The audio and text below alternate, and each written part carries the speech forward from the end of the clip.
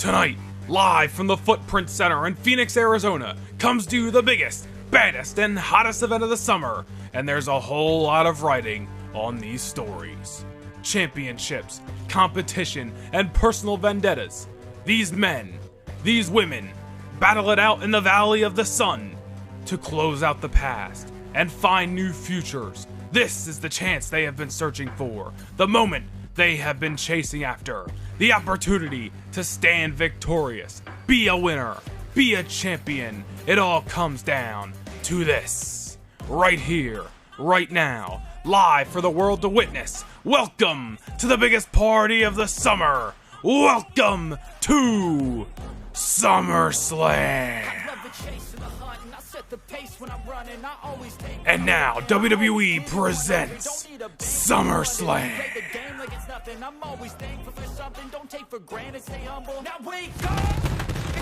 Ladies and gentlemen, welcome inside a sold-out Footprint Center right here in Phoenix, Arizona. Can you feel the electricity? A capacity crowd is on hand to witness the biggest party of the summer. Live from the Valley of the Sun comes to you, SUMMERSLAM. And we open tonight with the much anticipated first time ever meeting. It's the future versus the franchise. It's the return of a 16-time world champion, the face that runs the place, versus a young man with the it factor, the potential future of the WWE. All day Austin Theory, one-on-one with John Cena right now. The following contest is scheduled for one fall, making his way to the ring from Atlanta, Georgia, weighing in at 220 pounds, Austin Theory. This young man, Austin Theory, we speak about it every time he steps foot in the squared circle. He's got all the tools to be the next big thing, the next big superstar here in the WWE. But it's all about getting your hand raised. It's all about catching the W's each and every time you're inside the ring. Austin Theory's building momentum as of late. But as of a couple of weeks ago, he wanted to test himself. He wanted the biggest challenge of his career. He wanted the franchise, John Cena, in this huge matchup here tonight at SummerSlam. Austin Theory's in the ring. And the noise has taken over the Footprint Center here in Phoenix, because the franchise is in the house. And his opponent from West Newbury, Massachusetts, weighing in at 251 pounds, John Cena! The 16-time World Heavyweight Champion of the WWE is back here tonight. Weeks ago, he accepted the challenge of All Day Austin Theory via Twitter. But tonight, for the first time in over a year, John Cena steps foot inside the squared circle to go one-on-one with the potential future of the WWE, All Day Austin Theory. This is how you kick off the biggest party of the summer. 9 big-time matches, 5 championships to be decided, personal vendettas, but this match right here, it's all about competition. It's all about building towards the future. Will Austin Theory spoil the return of John Cena, or will the franchise come out swinging here tonight? Welcome to SummerSlam, ladies and gentlemen. Austin Theory, John Cena, the bell has rung and we are underway with our opening contest. This is going to be an exciting night inside the Footprint Center, live from Phoenix, Arizona. We're in the Valley of the Sun tonight, as Austin Theory has taken the fight to John Cena immediately off the opening bell. Austin Theory has been very active in the WWE for the last number of months. In recent weeks, he's defeated Cameron Grimes this past week on Monday Night Raw. He's earned a victory over John Morrison, Kushida, Akira Tozawa. Some good tests for Austin Theory, but this is clearly the biggest one of his career yet, as John Cena bringing Theory into the corner, delivering those left hands, and Austin Theory pushing him off here. Theory's obviously coming into this match with a plan. John Cena is a man he has looked up to throughout his career, which is why he wanted to face John Cena here tonight, to truly test himself and prove that he is, in his mind, the future of the WWE. And Theory going to the cover, looking to knock off John Cena early here. We know how just tough and how gritty John Cena can be in the ring. Over his 20-year career in the WWE, we have seen him go to work. We've seen him go to town. We've seen him dig down deep and have some of the most wildest matches, not just in his career, but in WWE's history. There's a reason he is a former 16-time World Heavyweight Champion of the WWE, a former United States Champion, a former Tag Team Champion as well. John Cena has held the Money in the Bank. He's won the Royal Rumble, WrestleMania main events. John Cena has done it all in World Wrestling Entertainment. He doesn't need to be in this ring right now. He doesn't need to be taking this fight. It's the spirit of the competition and the love for the WWE, which is why John Cena is in the heart of Phoenix here tonight. He wants to test himself against these young superstars of tomorrow, such as Austin Theory. A guy that a lot of people compare to a young John Cena, which is why this is such an intriguing contest here tonight. Remember, this is Cena. Wait a minute, Cena's going for the cover on Theory here. Theory gets the shoulder up. And remember, this is John Cena's first match back in the WWE in well over a year. You gotta wonder, as tough as John Cena is, and as active as he stays, you gotta wonder if there's any sort of ring rust for John. It's been a hot minute since he's competed inside the squared circle. Austin Theory, as we mentioned, has been very active on Monday Night Raw, as well as main event the last number of weeks. Austin Theory here. John Cena's been in control the last number of minutes. Theory with a nice kick to the midsection here. And now he's got Cena in a fireman's carry position. And he hangs John up in the top rope. Austin Theory's got to keep the momentum going here. Again, for Theory, this is all about proving himself as the true future of the WWE. He's got Cena up. Look at this. Look at the strength of Theory to put John Cena in an electric chair position. Push him out into the German suplex. Very impressive by the young man who follows it up with that signature shooting star press. And he goes for it again, but went to the well too many times as John Cena had it scout out the second time. The franchise player gets the knees up. He's got a hold of all day Austin Theory with that reverse suplex. John Cena is looking good in his return thus far, but Austin Theory's hanging in there. It's been a great matchup since the opening bell. What a way to kick us off here at SummerSlam tonight with this first time ever matchup between Austin Theory and John Cena. On a night that's going to feature 5 championship matches, including our main event, which is going to be AJ Styles defending the WWE Championship against the man cashing in the Money in the Bank briefcase, Edge. Wait a minute, Austin Theory cradles John Cena up and sends him to the mat. One of his signature maneuvers there, but he's looking to follow it up with the elbow drop. Austin Theory clearly looking to put more of the hurt on John Cena. Doesn't feel it's enough to put the franchise away thus far. Cena may be dazed off this flurry of offense from all day Austin Theory. There he is, Cena waking up a little bit there off that elbow. They send Theory into the corner. John Cena's got something in mind. You don't see Cena go up top too often, but clearly he's looking to take Austin Theory for a ride. Big time superplex from the top rope. John Cena takes control back in this contest here, and the franchise player is feeling it in his return to the ring. But Austin Theory dodging it there, had that move from John Cena scouted. It's been a great contest, really back and forth between Theory and Cena to kick us off tonight, and Theory with that big time brain buster on John Cena. Get him to put him away, but not enough just yet. That brain buster has paid dividends for Austin Theory in the past, but it's not enough to keep John Cena down here. Follows it up with that signature shooting star press again, goes behind into the German suplex.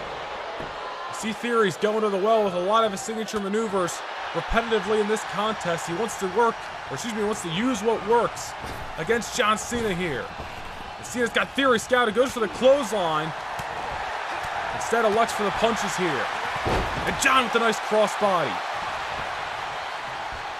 A crossbody from John Cena, one of the maneuvers. Wait a minute here. I'm going to cut myself off because Cena, a little bit of you can't see Knee on Austin Theory. We're going to talk about signature maneuvers. There's one out of the franchise player, and that could be enough to keep Theory down. But Austin Theory gets the shoulder up. John Cena pulling out that 5-knuckle shuffle. But Theory able to get the shoulders up, hanging in this matchup with John Cena. Win, lose, or draw so far, Austin Theory's looking good in his first ever outing against John Cena here tonight. But as we mentioned, when Austin Theory is making his way down to the ring tonight, it's all about getting your hand raised. And that's what's so pivotal and so important for Austin Theory in these early days of his WWE career. To rack up those victories and keep his momentum going week after week. But Cena goes for the splash. And that time Theory got out of the way. And a nice kick there. Oh, wait a minute. Austin Theory folding John Cena inside out. Cena eats the canvas. And Cena may be knocked out for good, but Cena gets the shoulder up. Austin Theory caught Cena off his game there. Cena did something uncharacteristic, going for that dive off the middle rope. Theory had it scouted, and that gave Theory enough time to fold Cena inside out. And now he's going for the submission hold here. Not something we see Theory do too often, but he's bringing the fight any means necessary to John. Cena able to power out, using his strength to his advantage. Austin Theory's no small man, but John Cena, clearly the veteran here. Able to get out again, a nice clothesline. This match is truly, as we mentioned a few minutes ago, been back and forth since the opening bell. You got to give Theory credit. He has scouted John Cena well, but clearly Cena has done his homework on the young man. And now Theory's dazed.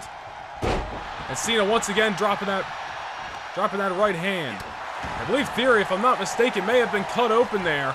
And that is not going to go well for Austin Theory in the later rounds of this contest that we are in right now. Now you smell a sense of urgency as Austin Theory once again goes back to that German suplex just to cut John Cena's momentum off. Austin Theory, you smell the sense of urgency now that he's been busted wide open by the bare knuckles of John Cena. Here's unloading a little bit on the franchise player, but Cena takes him down, taking him off his feet with that clothesline. And there's another shot by John. Follows up with the axe hammer. And Theory is in trouble here. With blood trickling from the forehead. Oh, wait a minute here. Theory starting to unload. John Cena now may be in trouble. Maybe a little dazed as he gets sent down to the canvas. And Theory, look at this, going for the cover. Trying to take John Cena off his game and pick up the victory.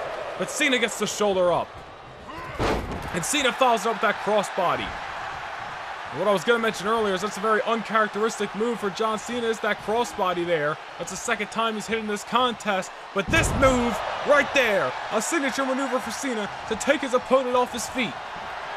And Theory's dazed and confused. Cena's got something in mind. Oh, look at this! Attitude adjustment to all day Austin Theory. Cena into the cover. John Cena picks up the victory in his return to the WWE. Credit where it's due. The young man hung in there from bell to bell with John Cena, but the franchise player came back swinging here tonight, and in his return in the WWE, taking the fight to the young man Austin Theory, and John Cena in the end is the man getting his hand raised off an incredible contest to kick us off here tonight at the biggest party of the summer, SummerSlam. Here is your winner, John Cena! John Cena is back, and he's made a statement. A big win over Austin Theory in his return to the ring, but the question lies now that John Cena is back in the WWE, what is next for the franchise player? Could it be championship gold? Could it be another test against a young competitor? We will find out in weeks to come, but John Cena is back to kick us off here tonight.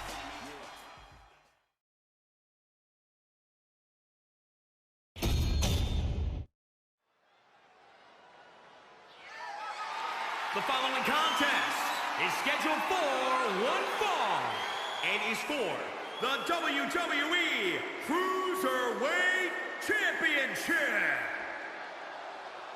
The first of 5 championship matches here tonight at the biggest party of the summer comes to you from WWE's Cruiserweight division. And here comes your challenger, one of the most innovative and exciting high flyers in the game today, the #1 contender, the one, the only, Ricochet. Ricochet earned this opportunity a number of weeks ago on Monday Night Raw as he made his way through the Cruiserweight Championship Eliminator. In the opening round, he defeated Humberto Carrillo as well as Lince Dorado. He then moved on to the finals to take on Isaiah Swerve Scott in a rematch from over a month ago, where this time the one and only bested the Swerve. Ricochet earned the opportunity on that night. But on top of that, this past week on WWE Main Event, Ricochet alongside Isaiah Swerve Scott in tag team action were able to defeat Legado del Fantasma's Joaquin Wilde and Raul Mendoza. And with that victory, Joaquin Wilde and Raul Mendoza from Legado del Fantasma have been banned from ringside from this contest. So Santos Escobar is going to have to go it alone for the first time in his Cruiserweight Championship reign, this time against the one and only here tonight. This is definitely a huge opportunity for Ricochet. All the pieces are aligned for success, but he's got to get the job done against a man who has been dominant, reigning atop the Cruiserweight division ever since April the 11th at the Backlash pay-per-view, where he won that Cruiserweight Championship for the very first time. It was the first time in WWE, I should say, for Cruiserweight Championship gold for Santos Escobar, as he was the NXT champion at one point. But regardless, Santos Escobar won the championship, began this reign on April 11th at Backlash. Since then, he has retained the championship over Grand Metalik, Isaiah Swerve Scott. Recent victories in his career as well over the Brian Kendrick, as well as Kushida. Santos Escobar, ever since winning the gold, has been nothing short of dominant. He truly has reigned over top the Cruiserweight division in the WWE, a division that is extremely competitive and extremely hard fought. And that is why Ricochet has definitely earned his opportunity here tonight. And with Joaquin Wilde and Raul Mendoza not in the picture, Santos Escobar, for the first time in this championship reign, is going to have to go it alone against the one and only Ricochet. This should be an exciting Cruiserweight contest here tonight. Ricochet earned this opportunity. But Santos Escobar, you know he's always got a plan coming inside the ring. The Cruiserweight Championship's on the line. It's your first of 5 championship matches here this evening at the biggest party of the summer, SummerSlam. Let's send things down to the ring for your official introductions. Introducing the challenger from Paducah, Kentucky, weighing in at 190 pounds, Ricochet!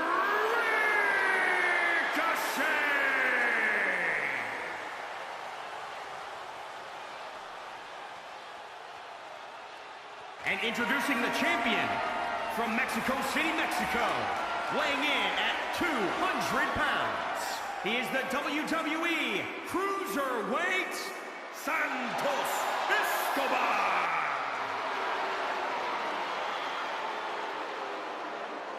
Santos Escobar could be possibly lending over the WWE Cruiserweight Championship for the very last time. It's been an exciting reign, but will it come to an end? The one and only Ricochet is on top of the world right now. But all that matters here tonight is who walks out with that gold right here. Is it going to be Ricochet, or is it going to be Santos Escobar? Let's get this Cruiserweight Championship match underway. The bell has sounded. Ricochet immediately taking Santos Escobar off his feet with the clothesline, follows it up with the #1. Ricochet is going to be sticking and moving in this contest. Santos Escobar, we've talked about in the past, one of his strong suits is the ability to fight a lot of different styles in the Cruiserweight division. He can go high flying, he can go high risk, but he also ground and pound. He can also be technical. Santos Escobar's got a lot of different styles inside of that ring that he knows how to use. Ricochet's got to use his strong suit, which is taking it to the air in this contest, but right now, Santos Escobar snake-eyesing Ricochet in the corner. I'm sure, as we mentioned, Santos Escobar is going to be coming in with a little bit of a different plan tonight in this Cruiserweight Championship matchup, since he does not have Joaquin Wilde and Raul Mendoza in his corner this evening. Meanwhile, Ricochet sending Santos Escobar. Escobar holds on. Ricochet springboard drop kick by the one and only sends Santos Escobar to the outside. The #1 contender's looking good and follows it up with a corkscrew.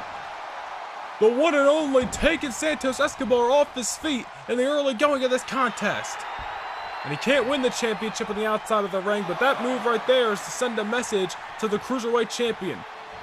If Ricochet is going to be coming out swinging here tonight, he's on top of the world as the #1 contender, but can he get the job done from bell to bell? Takes Santos Escobar over there, he's going to follow it up with a pinfall, but Santos Escobar gets the shoulder up. Ricochet going for that shot, but Escobar able to cut him off with a couple elbows of his own. You know how physical Santos Escobar can be in that ring. It goes back to the Styles clash, I should say, that we were mentioning. Ricochet's down. Escobar takes it to the air, showing another move in his strong suit with that big time splash, and now just grounded and pounded. Santos Escobar full of ways to beat you down inside of the ring. And Escobar follows it up with the German suplex.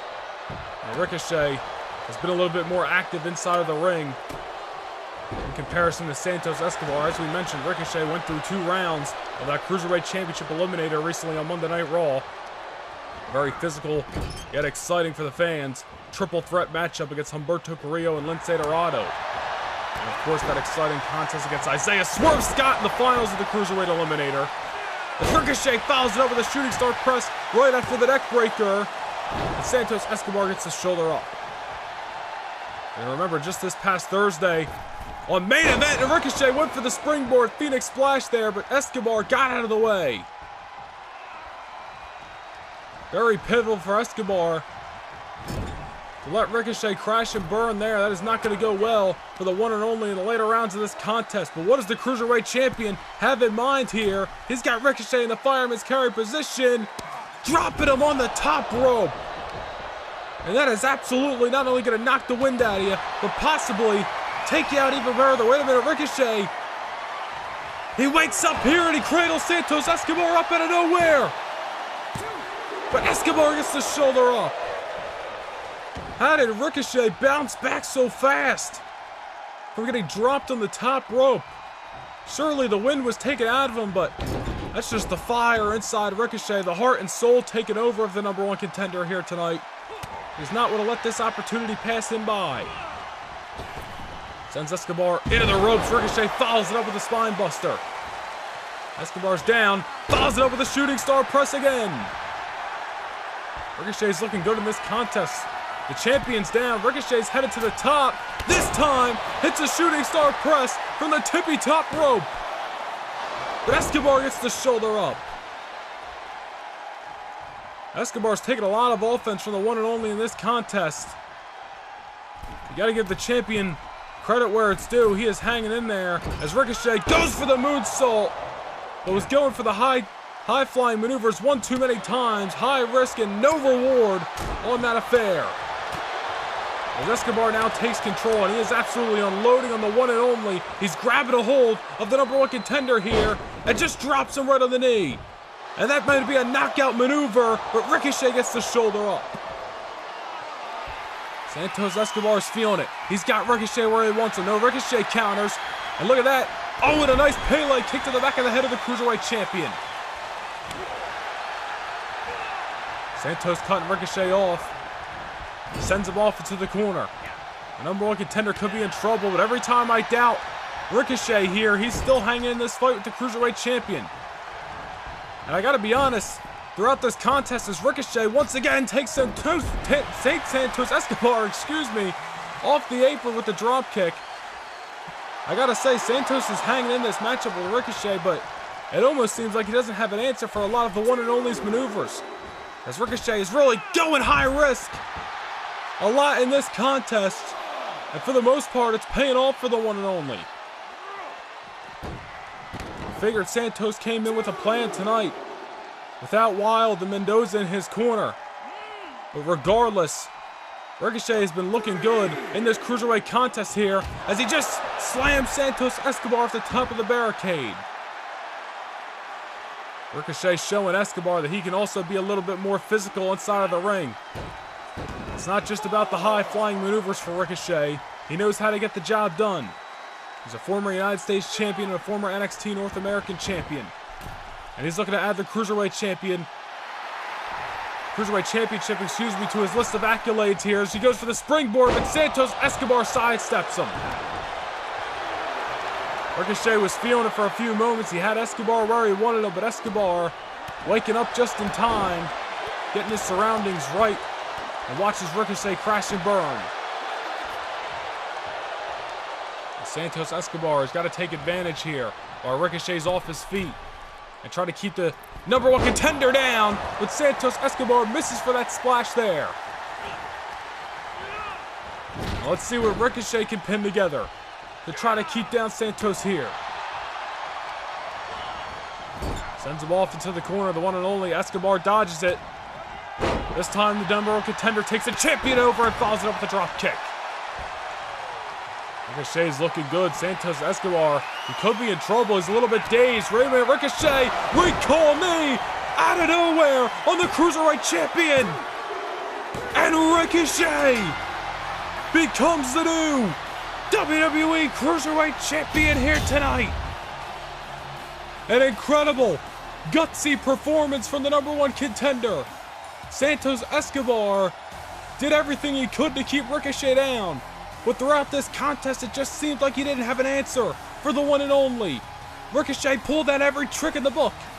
And in the end, off the shooting star presses, off the dives to the outside, and off that recall knee that we just saw, the one and only is adding a new piece of hardware to his list of accolades. Here is your winner, and the new WWE Cruiserweight Champion, Ricochet! The one and only Ricochet absolutely earned this victory here tonight. He took the fight to the champion, and now Ricochet gets the right to call himself the new Cruiserweight Champion of the world here tonight at SummerSlam. But ladies and gentlemen, coming up next, it's the long-awaited Extreme Rules contest between the charismatic Enigma Jeff Hardy and the return of the Demon Finn Balor. Who is going to survive when anything goes? SummerSlam is the culmination of a near 3-month issue between WWE's Prince and WWE's Enigma. On March 31st, Jeff Hardy scored a victory over Finn Balor on Monday Night Raw, which handed Finn his 3rd loss in just a matter of weeks. Balor would snap and ambush Hardy after the bell. Finn claimed that Jeff was in the wrong place at the wrong time, but Hardy wanted retribution for the assault, which led to another meeting on April 11th at Backlash. Jeff gave the fight everything he had, but a newfound aggression led to the hand of Finn Balor being raised on that night. The situation could have ended there, but Balor wanted to make a statement. He took a steel chair to the ribs of the Enigma, which only ignited the flame of Jeff Hardy even more. In the weeks that followed, Jeff Hardy and Finn Balor would take any chance available to attack the other and take the upper hand. The two men found themselves alongside AJ Styles in a triple threat match for the WWE Championship at Money in the Bank. Jeff Hardy would take the fall on that night to the Phenomenal One, which sent Finn Balor over the edge. The next night on Raw, cameras cut to the back as Balor issued a beatdown on Jeff Hardy, sending him spine first through the wood of the table and crashing on the hard concrete. Jeff would gain a measure of vengeance when he surprised Balor with a steel chair over the head, costing him a match against Dominik Dijakovic on Main Event. Both men knew it was time to end this issue once and for all. After the assaults and weapons used on one another, it's time to officially go extreme. Jeff Hardy got the match he wanted, Extreme Rules at SummerSlam, but Finn Balor upped the ante by promising it wouldn't be the Prince showing up in Phoenix, it would be the return of the Demon. Will the Demon truly rise and be deemed unstoppable, or will the Extreme Enigma finally get what he has been searching for the last number of months, his extreme retribution?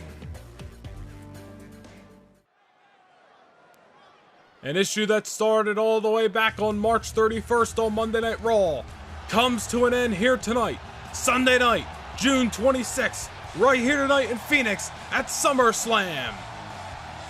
The charismatic Enigma, Jeff Hardy, wanted to go extreme. His wish was granted, but now for the first time, he doesn't just meet the Prince, he meets the Demon. This is gonna be a good one. This is gonna be extreme. Jeff Hardy has been out for retribution for the last number of months to right the wrongs that Finn Balor bestowed upon him the night Jeff Hardy defeated Finn Balor on Monday Night Raw. And Finn Balor decided to snap and take out his aggression on the charismatic Enigma. Balor may have originally stated that Jeff was in the wrong place at the wrong time, but as we've seen week after week, this rivalry between the two is far past that moment. Jeff Hardy wants to beat the hell out of Finn Balor. Balor wants to keep Jeff Hardy down for good. These two men have been hell-bent on getting the last laugh over each other, but it all comes down to this here tonight. There will be no rematch after this. It's one more round between Jeff Hardy and Finn Balor. And you almost had to have this match an Extreme Rules match after a couple of weeks ago on Raw, where these two men couldn't even kick off their one-on-one match because the brawl took place on the stage. And now, the man Jeff Hardy wanted, and the man Finn Balor promised, the return of the Demon.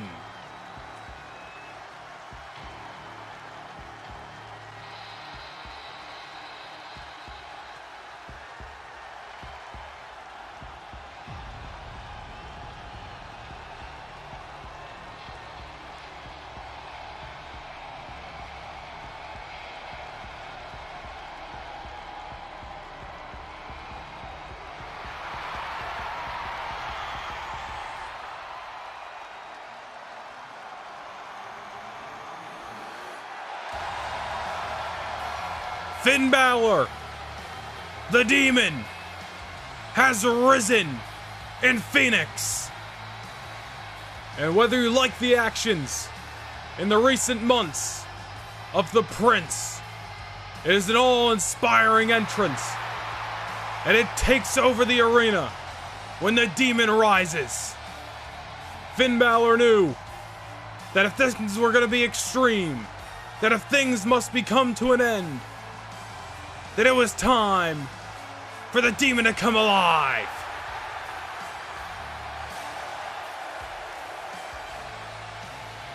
You want to talk about a big fight feel? You want to talk about a big time matchup? Look no further than this collision right here, right now. This situation won't be settled until these two men have let loose inside the squared circle, where there'll be no holds barred. No disqualifications, no countouts, no restrictions, anything goes. Jeff Hardy wants extreme. Finn Balor's bringing what he wants. This is gonna be a fight in Phoenix.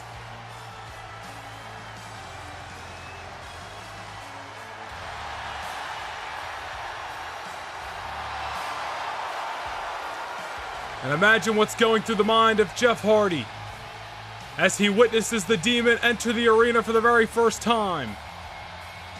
It is awe-inspiring, as we mentioned. It's bone-chilling. And it's absolutely memorizing. And for the opponents of Finn Balor, it could be exactly what Finn is looking for, with a mental advantage. It could clearly take them out of the game. But with Jeff Hardy's eye on retribution, and Jeff Hardy's will to want to get back at Finn Balor, will the mind games be enough to take Jeff Hardy off the edge?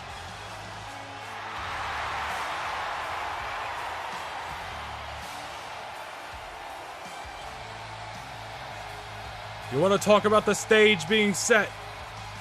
It is here. It is now. And it's time for Extreme Rules. This match only ends by pinfall or submission. Absolutely anything goes, as you know. And the bell has sounded, and for the first time, Jeff Hardy meets the Demon. And Jeff Hardy's gotta be wondering if there's gonna be any sort of difference inside the squared circle between the Prince, who he has met before, and the Demon Finn Balor. It's one thing to watch from the outside. It's another thing to be in there with the Demon himself, who takes Jeff Hardy right off his feet. And just imagine what Finn Balor is going to be capable of, not just as the Demon, with absolutely no rules being applied here tonight. Jeff Hardy taking Finn Balor down. He's got to be precautious here. He's got to keep his eye on whatever the game plan is of the Demon at the moment. It's Jeff Hardy. Goes for the shot, but there's Finn Balor. So fast, he can strike you from anywhere. Once again, grabs a hold of Jeff. And drops him with that suplex. Remember the last time Finn Balor dropped Jeff Hardy with a suplex was through the table in the backstage area. Nearly a month ago, where this thing really took to a new level that night. As Balor, look at this, goes for the drop kick, but Jeff Hardy dodges it. The Demon eats the canvas, and now Jeff Hardy trying to strike and move on the Demon Finn Balor. It's going to be interesting also to see who's going to be the first one to take advantage of the Extreme Rules affair here tonight. Right now, it looks like the Demon doesn't need any sort of weapons in mind, as he's using the mental game and the physical damage over Jeff Hardy. Well, there's Jeff Hardy taking Finn once again off his feet. And Finn's down, and Jeff Hardy, the charismatic Enigma's going to the outside. He wanted Extreme Rules because it's a match he knows very well, and Jeff is bringing the wood. Jeff Hardy takes out the table. As you saw before this matchup, and as we just mentioned, Finn Balor put Jeff Hardy through the wood of the table before. I'm sure Jeff Hardy's got that in mind here tonight. As this fight is now taken to the outside, and Finn Balor suplexes Jeff Hardy right down on the floor and follows it up with an elbow.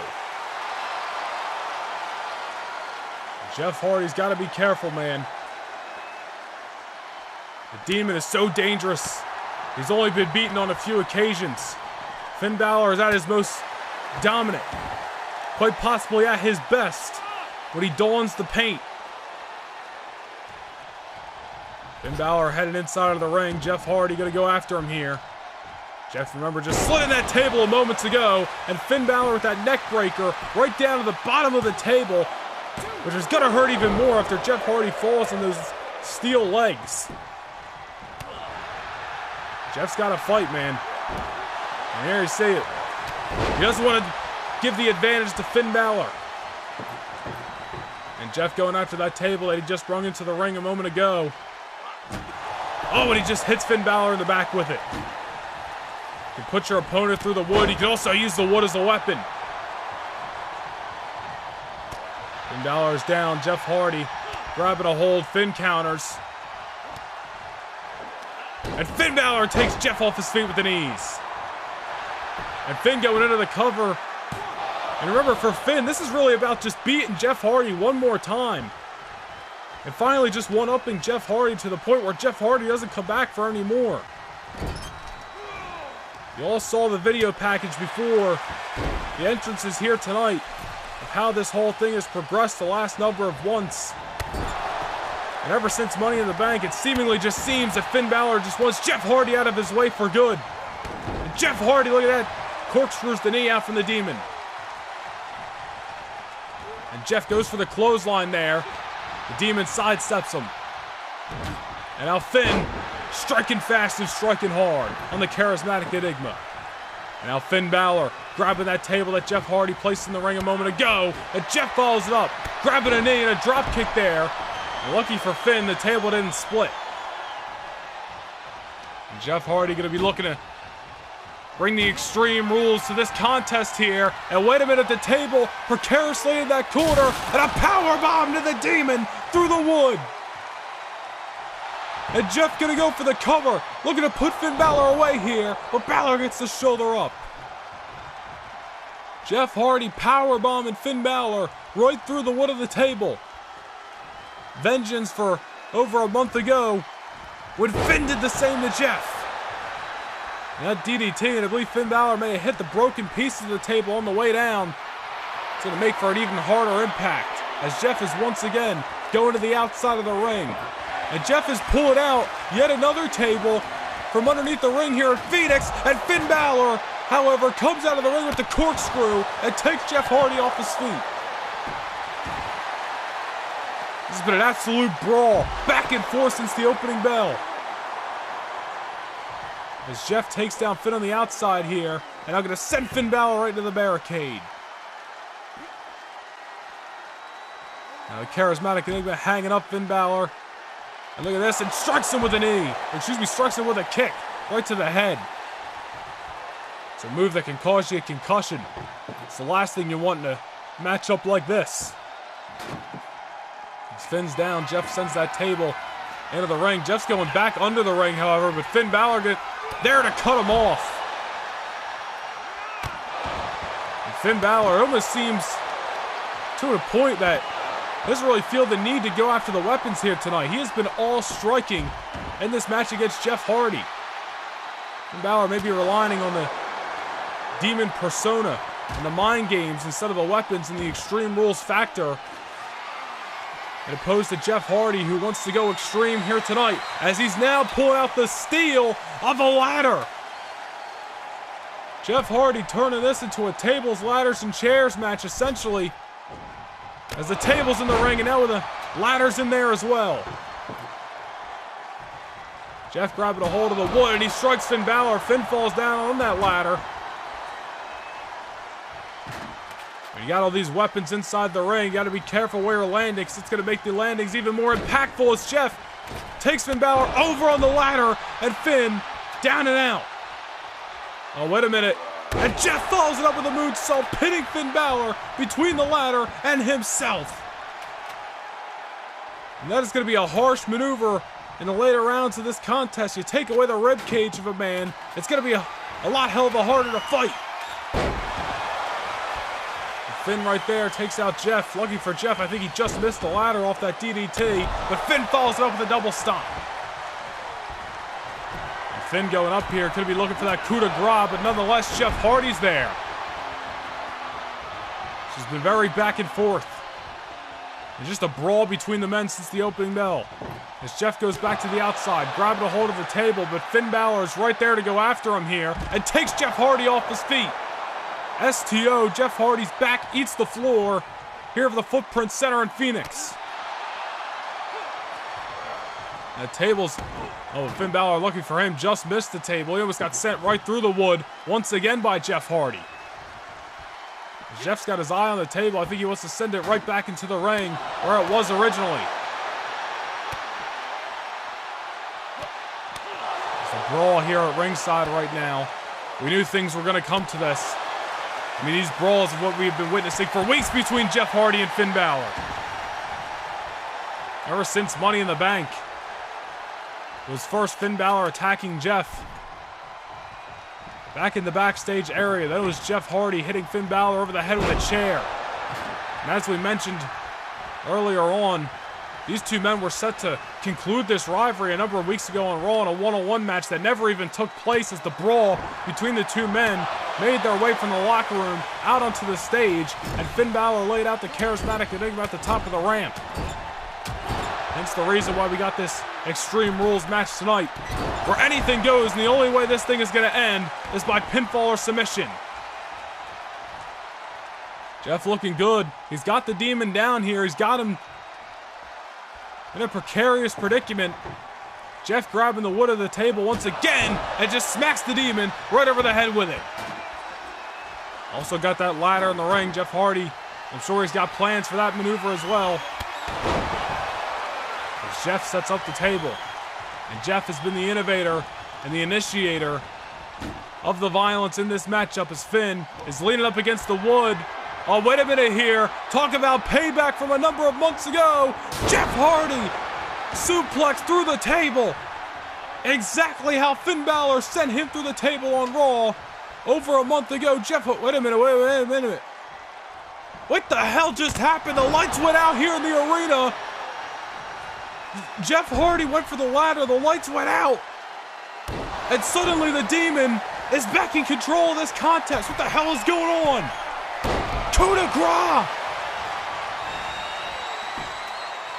What did we just witness? Finn Balor has defeated Jeff Hardy. What the hell just went down? Finn Balor, oh, wait a minute here. Finn Balor using the mind games to, oh, wait a minute. That is not good. Jeff Hardy just snapped. Jeff Hardy just snapped a little bit and knocked out our referee, but nonetheless, Finn Balor using the mind games to his advantage. Finn Balor puts the final nail in the coffin of this rivalry.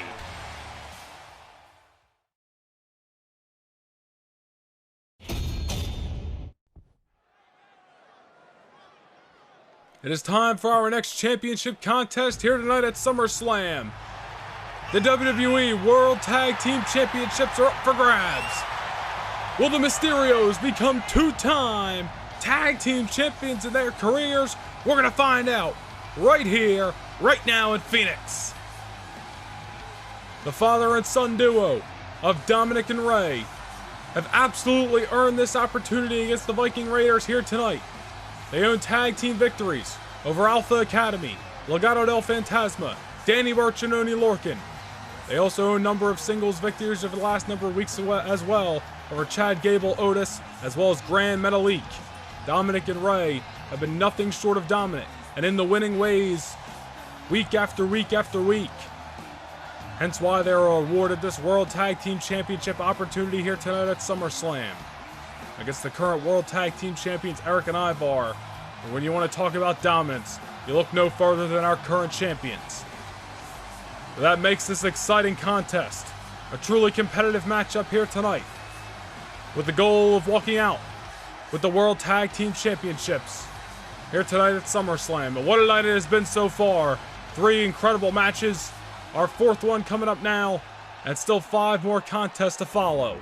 Here tonight at the biggest party of the summer, Dominic and Rey are set for action.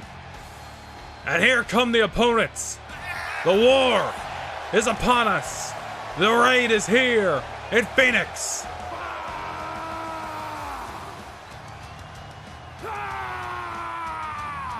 They are your WWE World Tag Team Champions, Eric, Ivar, the Viking Raiders. They originally won those Tag Team Championships on Monday Night Raw against Randy Orton and Riddle. They retained the championships at Backlash over RK Bro as well. In their next championship defense, they retained the championships over Danny Burch and Oney Lorcan at Money in the Bank. And then in just the weeks followed, they retained the titles over Joaquin Wilde and Raul Mendoza on Main Event. Eric and Ivar, every time those championships are on the line, all they do is dominate. All they do is win. But will that be the same case here tonight when they go up against Dominic and Rey Mysterio? 2 teams that have been in the winning ways week after week, with the goal of walking out of Phoenix with the World Tag Team Championships around their waist. And if you're listening to the audience here at the Footprint Center, it sounds like they are in the grasp of the war. But here we go, it's your 2nd championship matchup here tonight. Already tonight, Ricochet has dethroned Santos Escobar to become the new Cruiserweight Champion. Still to come tonight, the Intercontinental, Women's, and WWE Championships will be on the line. But right here, right now, right here at SummerSlam, your World Tag Team Championships. Will the father and son duo become Tag Team Champions for the 2nd time? Or will the Viking Raiders have their 4th successful title defense?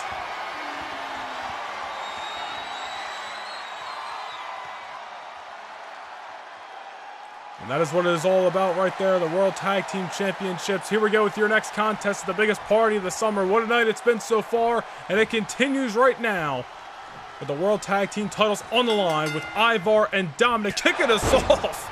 And Ivar immediately, that might have just ended the match right there with that knockout blow. Dominic gets the shoulder up, but my God. Obviously, the strength and size in this matchup goes to the Viking Raiders. So Dominic and Rey are going to have to use their strong suits here if they want to try to knock off Eric and Ivar tonight. They're going to have to go to the air and use their speed to their advantage. Something they do best. But so far, Ivar is just completely running over Dominic. Tags in Eric. And a little bit of that Viking Raiders tag team offense there. Eric, your legal man with Dominic. And ever since the bell rang, Dominic is just getting the hell beat out of him here, and there's a knee by Eric. And Rey Mysterio already's got to not be liking what he sees. Seeing his son beat down inside the squared circle. And Dominic able to get Eric off him for the time being, and there's the tag. to the master of the 619, Rey Mysterio. Rey taking down Eric. Rey Mysterio's had a lot of great moments here at SummerSlam. A one-on-one with Eddie Guerrero back in 2005 in a match that was over the custody of Dominic Mysterio. You remember that ladder match?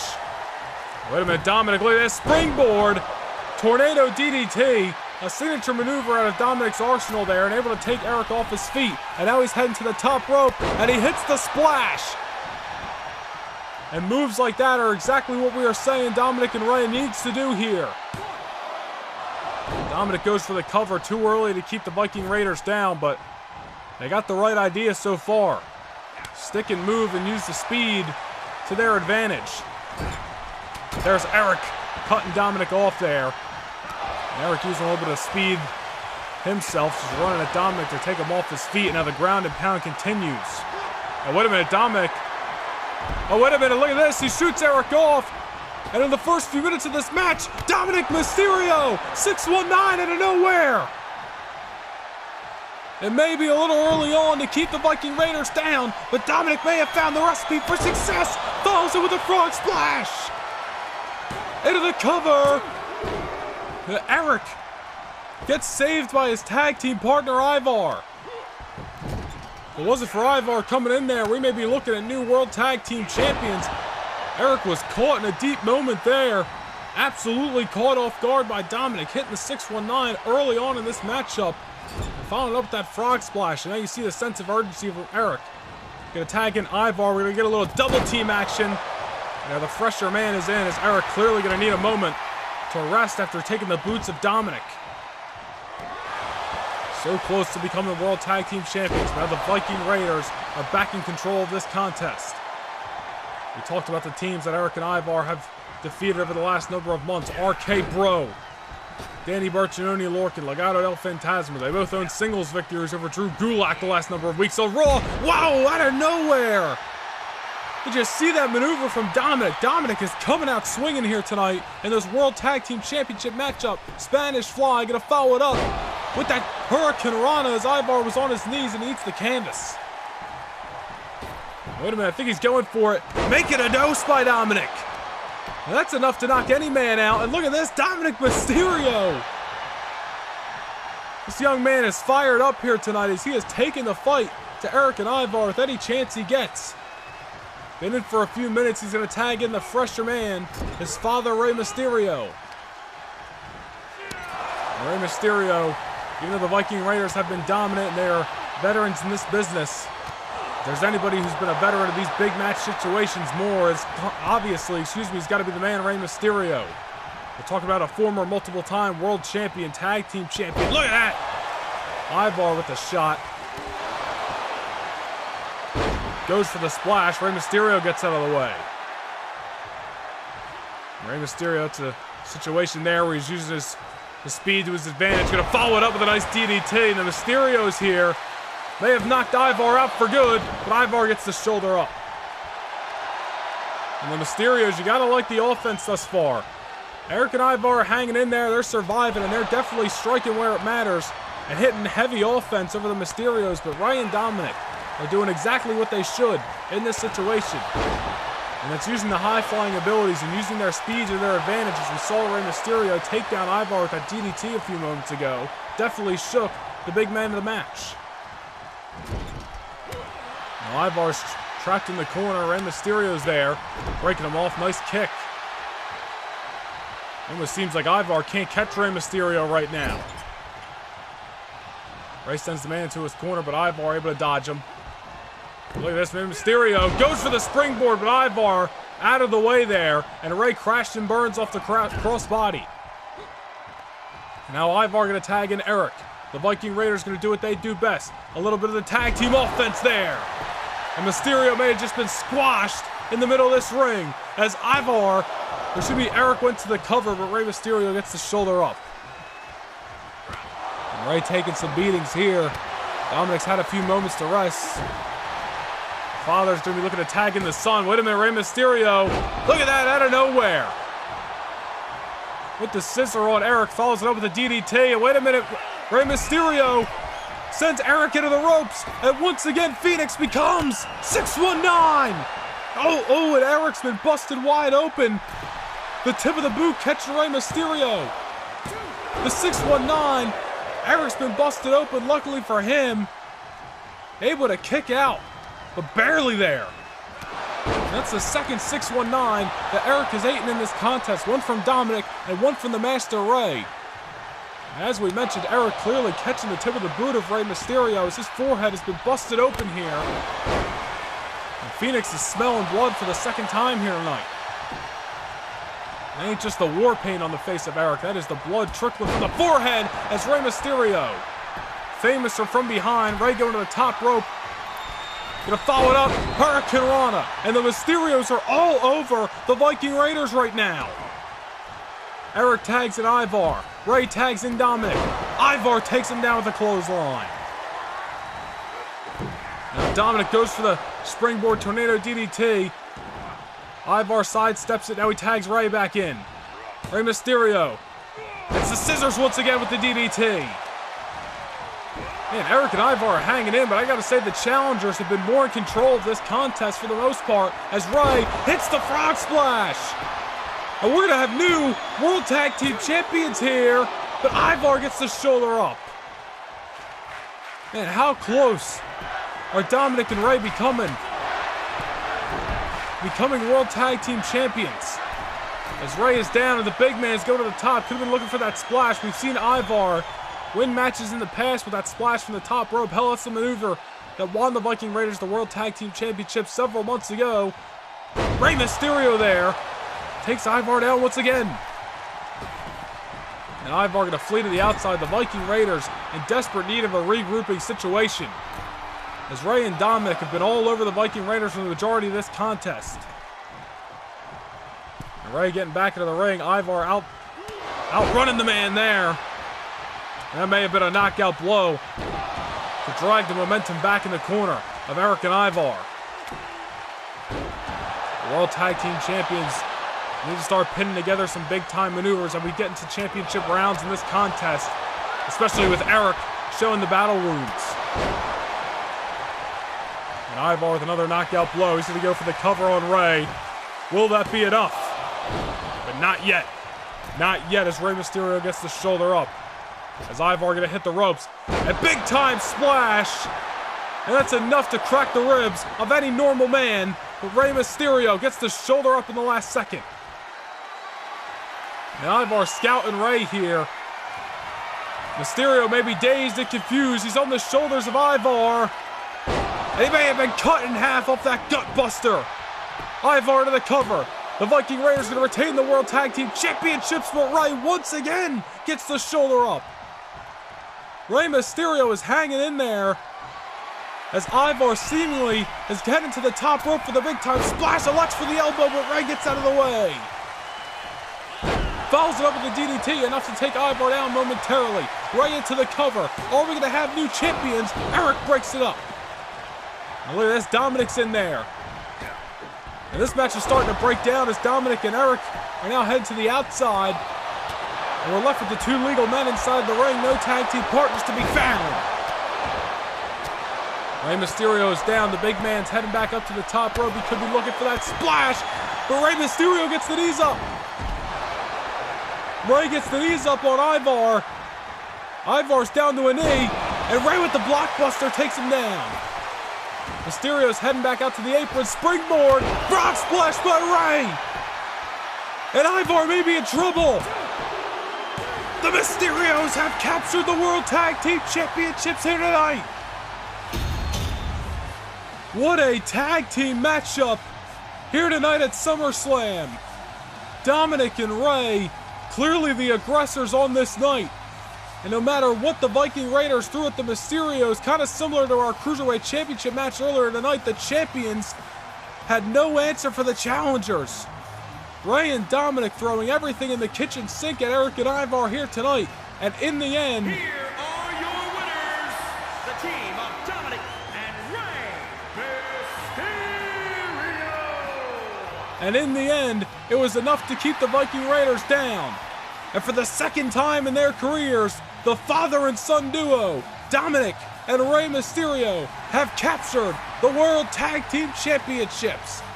And what a night it has been at SummerSlam. 2 of 5 championship matches down and 2 new champions crowned here tonight. Phoenix has been on fire. What a night it has been. The Mysterios are the new WWE World Tag Team Champions. So this raucous night in Phoenix continues. Will the Apex Predator get his revenge against the almighty Bobby Lashley? These two men on a collision course, and they're going one-on-one up next. I love the chase and the hunt, and I set the pace when I'm running. I always take what I want, and I always give it 100. Don't need a bank, no, I'm funded. The almighty Bobby Lashley has arrived.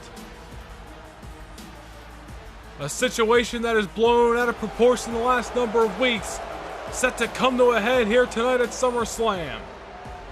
This all started between Bobby Lashley and Randy Orton over a month ago on Monday Night Raw, where Randy Orton's tag team partner Riddle, one half of RK Bro, was found knocked out cold in the parking garage.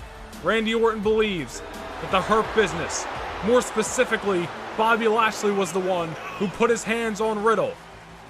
He believes so because Riddle, weeks prior, had defeated Bobby Lashley in a Money in the Bank qualifying matchup, handing Bobby Lashley his second big-time loss just weeks after Lashley had lost the WWE Championship to AJ Styles back on April 11th at Backlash. Bobby Lashley denies those claims, says he got what he wanted, his win back, in that Hurt Business versus RK Bro tag team main event on Raw a number of weeks ago. Randy Orton still believes, however, that the Almighty One was behind all of this. Orton has been on a collision course. He's ran through the Hurt Business week after week. But Bobby Lashley is last on his checklist here tonight. And here comes the Viper. Week after week, Randy Orton has been on the hunt for the Hurt Business. It started with Shelton Benjamin. It continued with Cedric Alexander. This past week on Main Event, he took out MVP. It's all in the lead up for Randy Orton to finally get his hands on the almighty Bobby Lashley, the man he wanted the night he found Riddle knocked out in the parking lot. Lashley avoided Randy Orton on that night, but promised Orton would get the hurt put on him for putting the name of the Hurt Business as well as Lashley in his mouth. That is when this all took place. That is when Shelton Benjamin was sent to fight Randy Orton. And that's when Randy Orton's hunt continued on the Hurt Business. And week after week has been building up to this moment. Randy Orton wants to get his hands on Bobby Lashley and avenge his friend, avenge his tag team partner, the other half of RK Bro, Matt Riddle, who I'm sure is watching at home, hoping Randy Orton does right by him here tonight at SummerSlam. It has been an exciting night thus far here tonight. 2 championships changing hands. John Cena defeated Austin Theory. The Demon Finn Balor puts the final nail in the rivalry against Jeff Hardy in Extreme Rules. But now we're here with another personal vendetta to be settled. The almighty Bobby Lashley, who's been searching for that big win that he has been falling short of month after month.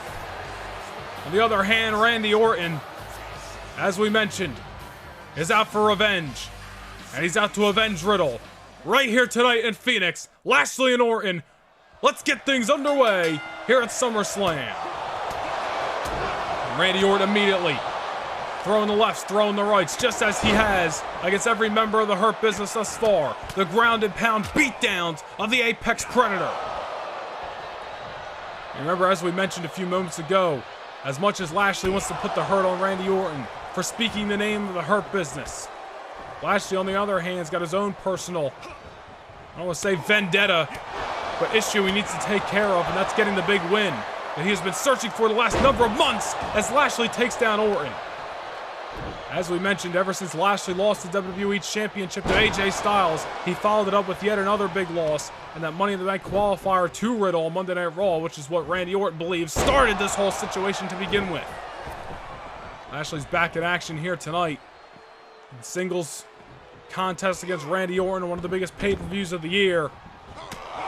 He wants to shut Randy Orton up in his eyes, and he also wants that victory. And Orton's really trying to unload on Lashley, but Lashley's trying to cut down the Viper here. Lashley grabbing a hold of the Apex Predator. And now using his strength to his advantage. He's got Orton over his head, waited too long though. And now Orton. Nice uppercut to the back of the head. A brutal shot from the Apex Predator. Orton has ran through the Hurt Business week after week. It started with Shelton Benjamin and Cedric Alexander, MVP this past week on Main Event. Lashley is last, I should say, on the checklist of Randy Orton here.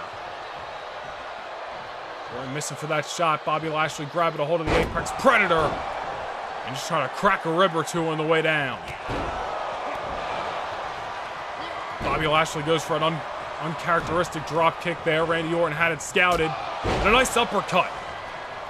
Orton's whole strategy throughout this matchup has just been throwing lefts and rights. And every shot he can at Bobby Lashley. I know he's going back to the well, but Bobby Lashley counters this time. And she's got that MMA background, able to counter Randy Orton and get a couple of shots in of his own. Randy Orton's down, and Bobby Lashley's feeling himself here in Phoenix. He better keep his eye on Randy Orton, because Randy Orton's right there. And he wants to beat down Lashley. Lashley goes for the shot. Orton counters and takes Lashley off his feet. It's been a brawl since the get-go here.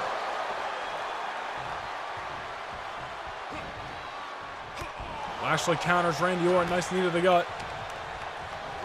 Bobby Lashley with a shot. Lashley grabbing a hold. Sending Randy Orton into the corner. Lashley wants to put the hurt on Randy Orton. He's going to do so here. Nice forearm shot, like it or not. May have just knocked Randy Orton out cold. And now Lashley using his strength to his advantage yet again. And Snake Eyes Orton into the corner. Lashley looking to shut up Randy Orton after weeks and weeks of Orton trying to hunt down the Hurt Business. Lashley, remember, he kind of got dragged into this thing because Randy Orton believes he is innocent in the attack. Or excuse me, that Bobby Lashley is the one who attacked Lashley. Lashley believes he is innocent. Actually pointed the finger at Randy Orton at one point. Regardless, though, we're here to settle the score. And somebody's going to be shut up once and for all here. Tonight is Lashley slapping Randy Orton. Orton not taking very kindly to that, though. A couple of shots of his own. Back and forth we go here, and Orton cuts him off with a drop kick. And Randy Orton, look at this. Sick and sadistic is the Apex Predator stomping away on the Almighty One here at SummerSlam. They're going to follow it up with that vintage knee drop from Orton. Lashley's down. Orton once again is going for that vicious punches. He's been using against Benjamin, he used against Cedric, and he used against MVP. He's trying to put the hurt on the Hurt Business themselves. And Randy Orton so cold and calculated. Sends Lashley into the corner. Wait a minute, sending Lashley up. I think we may know what Randy Orton's going for here. He did this a number of weeks ago to Cedric Alexander. Lashley might be in trouble here. Orton's grabbing a hold. Lashley in a precarious predicament. RKO from the top rope from the Apex Predator. Orton lands the RKO flush. And into the cover goes the Viper. Randy Orton picks up the win here tonight at SummerSlam. It wasn't a long fight, but it was a brutal one. Lashley and Orton beating the hell out of each other the last number of minutes, but Randy Orton gets what he wanted. He shut up Bobby Lashley, and in his eyes, avenged the attack on his tag team partner Riddle. What an RKO to end this contest here tonight. Here is your winner, the Viper, Randy Orton.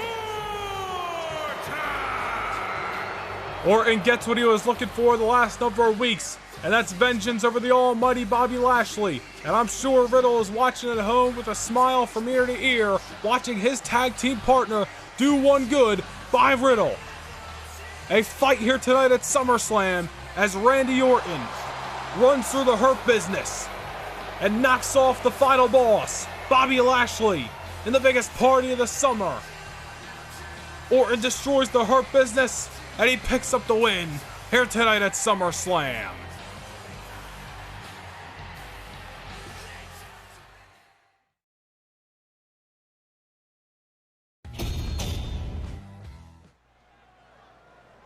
Well, the action continues here at SummerSlam right here, right now, with the Intercontinental Championship on the line. A triple threat affair, 2 challengers, 1 dominant champion, and a whole lot of writing on this contest here. And making his entrance first, a man who has been searching for that big-time victory for a number of months. He's looking to get back in the winning ways and put a championship around his waist for the first time in quite some time here in the WWE. The Scottish psychopath, Drew McIntyre, is going to be hell-bent on walking out of Phoenix with the gold here this evening. The following contest is a triple threat match and is for the WWE Intercontinental Championship. Introducing the challenger from Ayr, Scotland, weighing in at 254 pounds, Drew McIntyre. We've talked a lot in recent weeks about how Drew McIntyre has been coming up short in these big-time matches. It all started back in March when he failed to win the WWE Championship #1 Contenders Tournament. It followed up with a loss to Edge in a Money in the Bank qualifying matchup. He faced Sheamus back at Money in the Bank, but came up short on that occasion as well. He gets an opportunity once again here tonight, but not without another task in front of him. And introducing the challenger from Birmingham, England, weighing in at 205 pounds, the Bruiserweight, Pete Dunne. That other task and that other roadblock in Drew McIntyre's way is this man, the former NXT United Kingdom champion, the Bruiserweight Pete Dunne, who is yet to be pinned and yet to be made to submit since making his debut on the main roster back at Backlash. Every time Pete Dunne steps in the ring, he's been getting his hand raised in the end. Remember the last time we saw Pete Dunne and Drew McIntyre inside of that squared circle? They were on the same side of things in a tag team matchup a number of weeks ago against Danny Burch and Oney Lorcan. But remember back to how Pete Dunne got added to this Intercontinental Championship match. That was after he defeated the Scottish psychopath Drew McIntyre at a one-on-one occasion on Monday Night Raw. Of course, McIntyre pinned the Intercontinental Champion Sheamus in another tag team matchup a number of weeks ago, which started this whole triple threat situation to begin with here tonight at SummerSlam. We have our 2 challengers, but here comes the man who has been dominant as the Intercontinental Champion. Multiple title defenses under his belt. Will he get a third here tonight? 2 big challengers, but a big champion is on the way.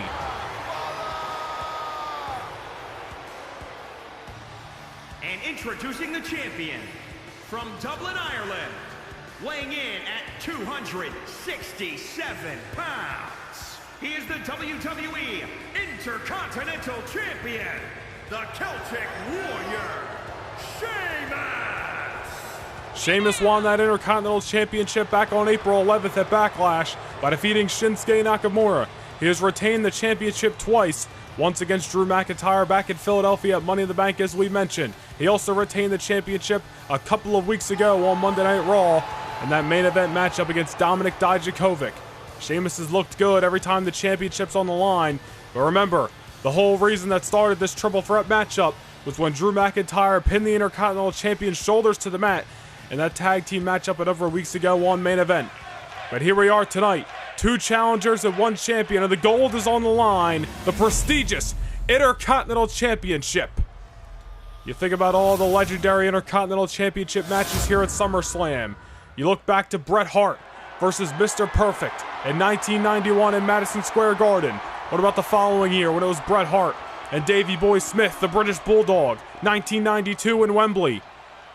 Other years as well, such as Shawn Michaels and Razor Ramon in a ladder match in 1995 in Pittsburgh.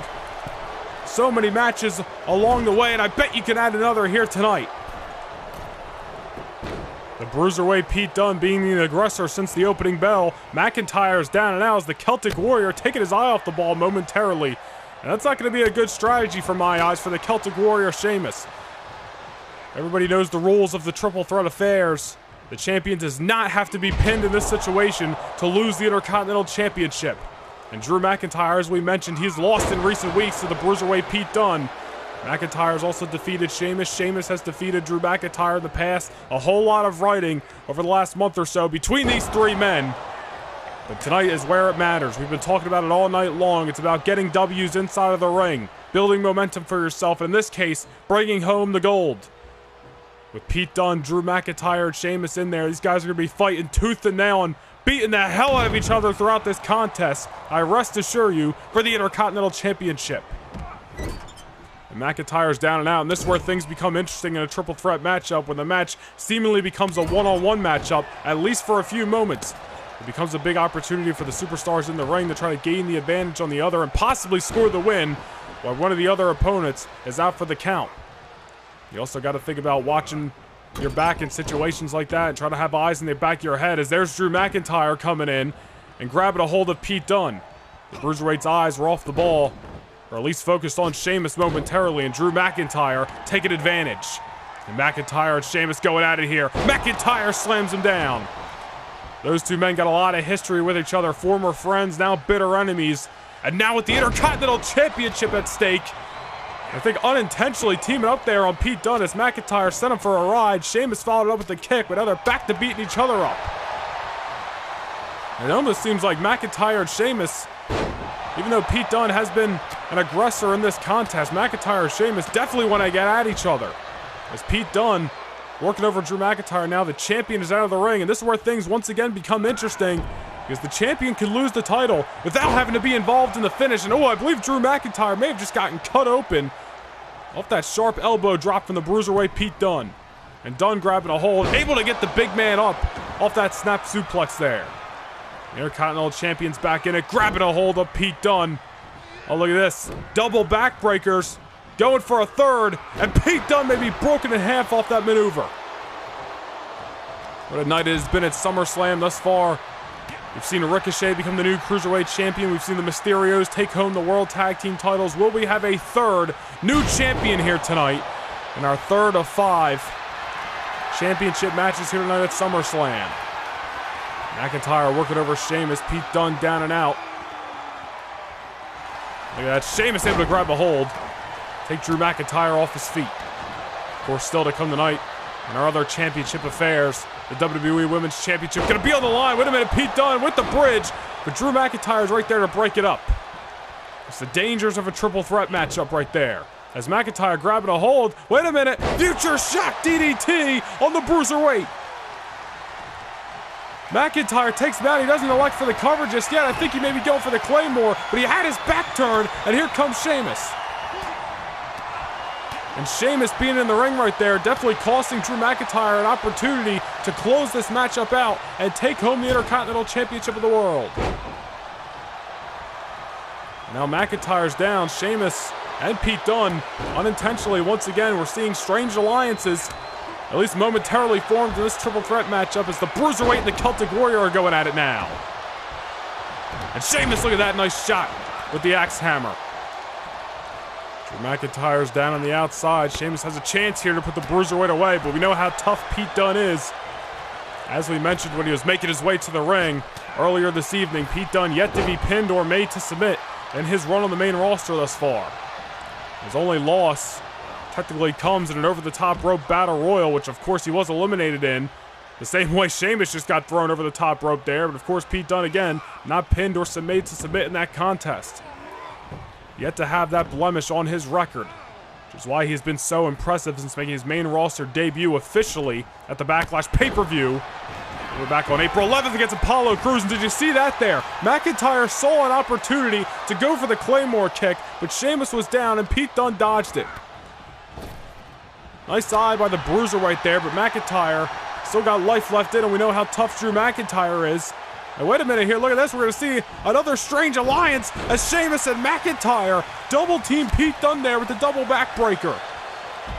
The Bruiserweight goes down, and now Sheamus and McIntyre doing what they do best. Wait a minute.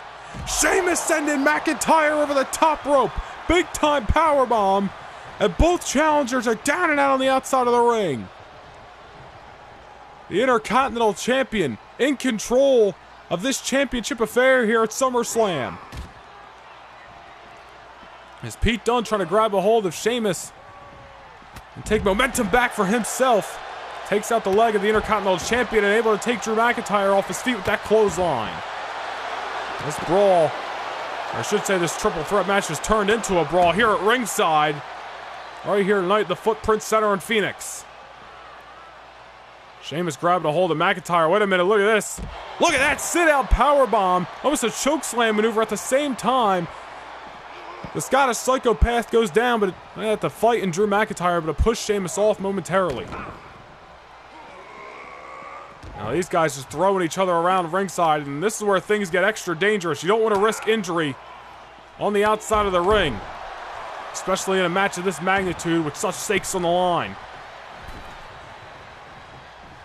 Pete Dunne and Drew McIntyre back into the ring. The Intercontinental Champion's gonna follow. He's still gotta watch McIntyre there as McIntyre, and I believe Sheamus at the same time, went for the bro kick as McIntyre went for the Claymore kick, but there's Sheamus. Hits McIntyre right in the wound with the kick, but Pete Dunne there, able to ensure that there was no cover.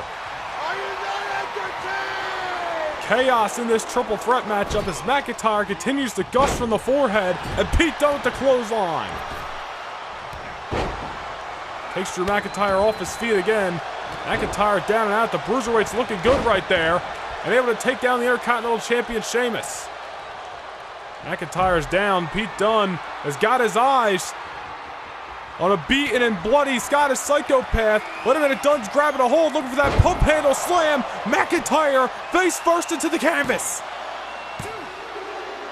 And Pete Dunne has become your new Intercontinental Champion.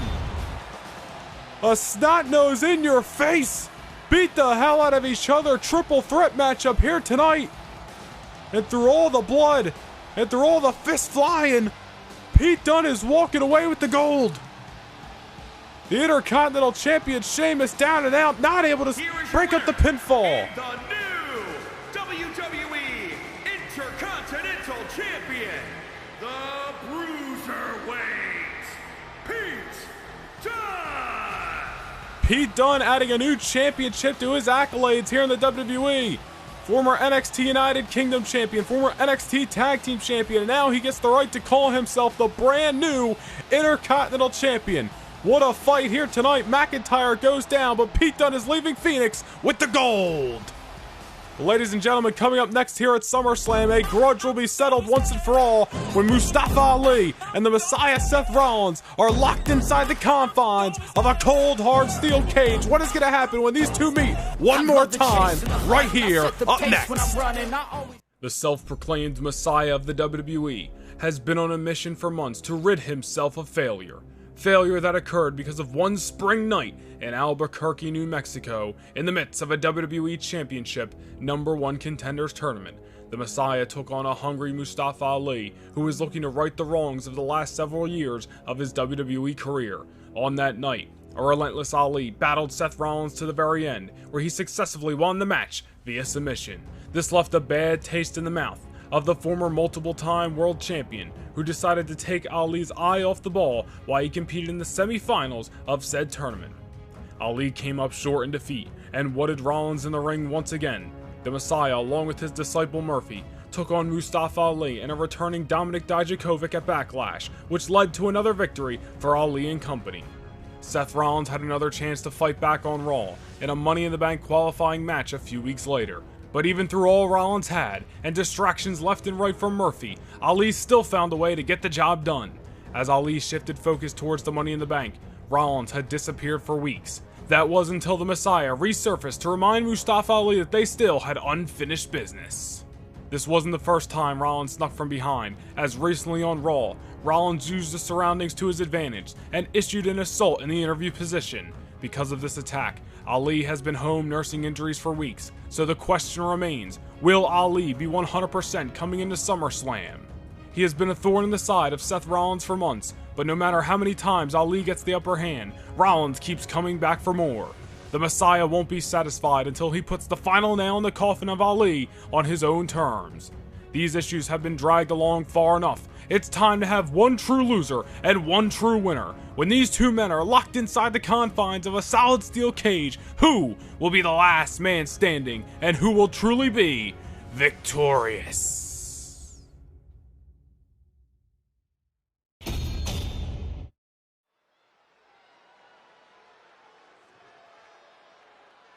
The cage begins to lower, and the Monday Night Messiah of the WWE embraced the visionary. Like him or not, Seth Rollins is in the head of Mustafa Ali. Mustafa Ali may not be coming into this match 100% tonight, which absolutely puts the odds in the favor of the visionary, Seth freaking Rollins. The following contest is a steel cage match.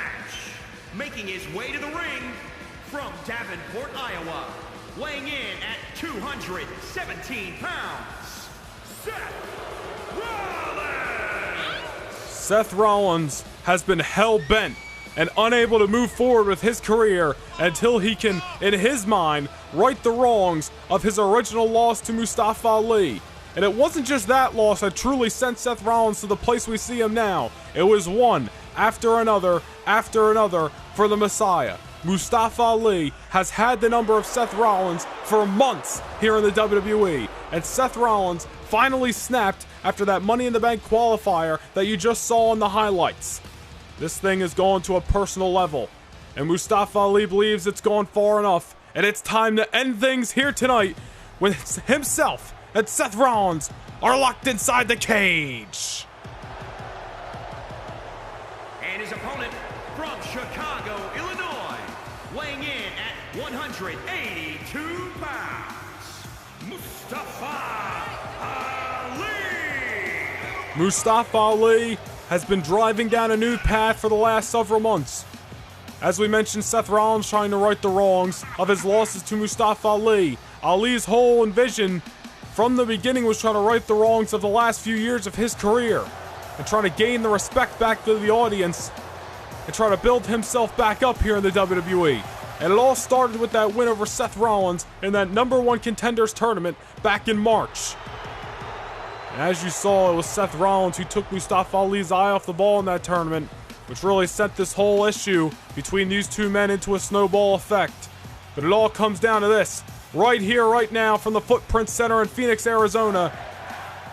The rivalry that started months ago on Monday Night Raw now concludes here at SummerSlam inside the steel cage. And we are underway, and Ali is going to be fired up to get his hands on the Monday Night Messiah. But Rollins takes over Ali. And Ali, of course, as we mentioned, there's no possible way he could be coming in 100% here tonight. It was just 2 weeks ago on Monday Night Raw where Seth Rollins absolutely beat the hell out of Mustafa Ali and then some back in the interview position. Absolutely hitting him with multiple maneuvers, hitting him with the steel cage, or excuse me, the steel chair. Seth Rollins slipping off the top rope there. That's gonna go well for Mustafa Ali, but Rollins right there to luckily retrace his steps. So as we were mentioning, Seth Rollins using that steel chair over Mustafa Ali in the backstage area and then just slamming Mustafa Ali's head face first on the concrete. Again, it was because of that assault that Ali, my God, just hits the cage for the first time in the contest. It was because of that assault that Mustafa Ali hasn't been seen in the last 2 weeks. Was home nursing injuries. It's his first match back here tonight. And being the first one to hit the steel cage is not going to go well for him. But of course, Mustafa Ali is tough and he will dig down deep.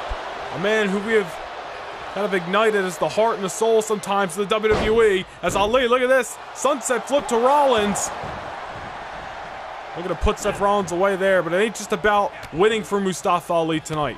Because that is something he has done over Seth Rollins a number of times over the last couple of months. It's constantly win over the Messiah. Tonight for Mustafa Ali is about revenge over Seth Rollins after Rollins took this rivalry to a personal level a number of weeks ago. For Seth Rollins, though, it's about putting Mustafa Ali out for good. As Ali, wait a minute here. Look at that, sending Seth Rollins face first into the steel cage. A measure of payback for the assault a number of weeks ago.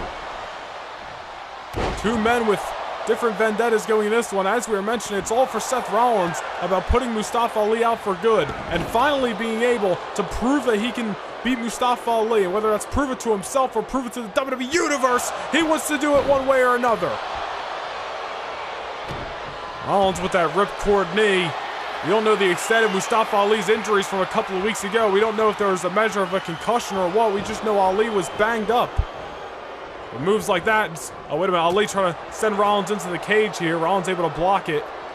And Rollins here gonna look, suplex, no, Falcon Arrow sends Mustafa Ali down on the mat. But again, we don't know the extent of Mustafa Ali's injuries from a number of weeks ago. We know he was banged up leaving the arena that night. He was basically sentenced to bed rest for a number of weeks as Rollins goes into the cover on Mustafa Ali, trying to put him away here, but Ali gets the shoulder up. And I'm sure Mustafa Ali, in his mind, isn't going to be looking to end this thing right away as Rollins comes from the top with the elbow drop to the back. And you got to think for Seth Rollins, as much as he wants to defeat Mustafa Ali once and for all and prove that he can defeat him here tonight, I'm sure Rollins at the same time, in some cold and calculated way, wants to beat the hell out of Mustafa Ali to truly put him on the shelf for good here tonight. Mustafa Ali, nice swinging neck breaker to take Rollins off his feet. And remember, these two were set for just a one-on-one singles matchup here tonight. Just a straight-up wrestling match, but there was that attack in the locker room, or excuse me, backstage in the interview position a number of weeks ago. It was after that that this match was issued to be inside a steel cage, so there'd be nowhere to run, nowhere to hide, and we'd finally get a solid winner here tonight.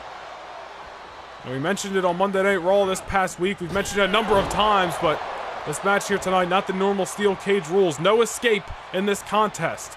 The cage is there to simply keep these men inside to determine one true winner and one true loser. This match must end by pinfall or submission here tonight.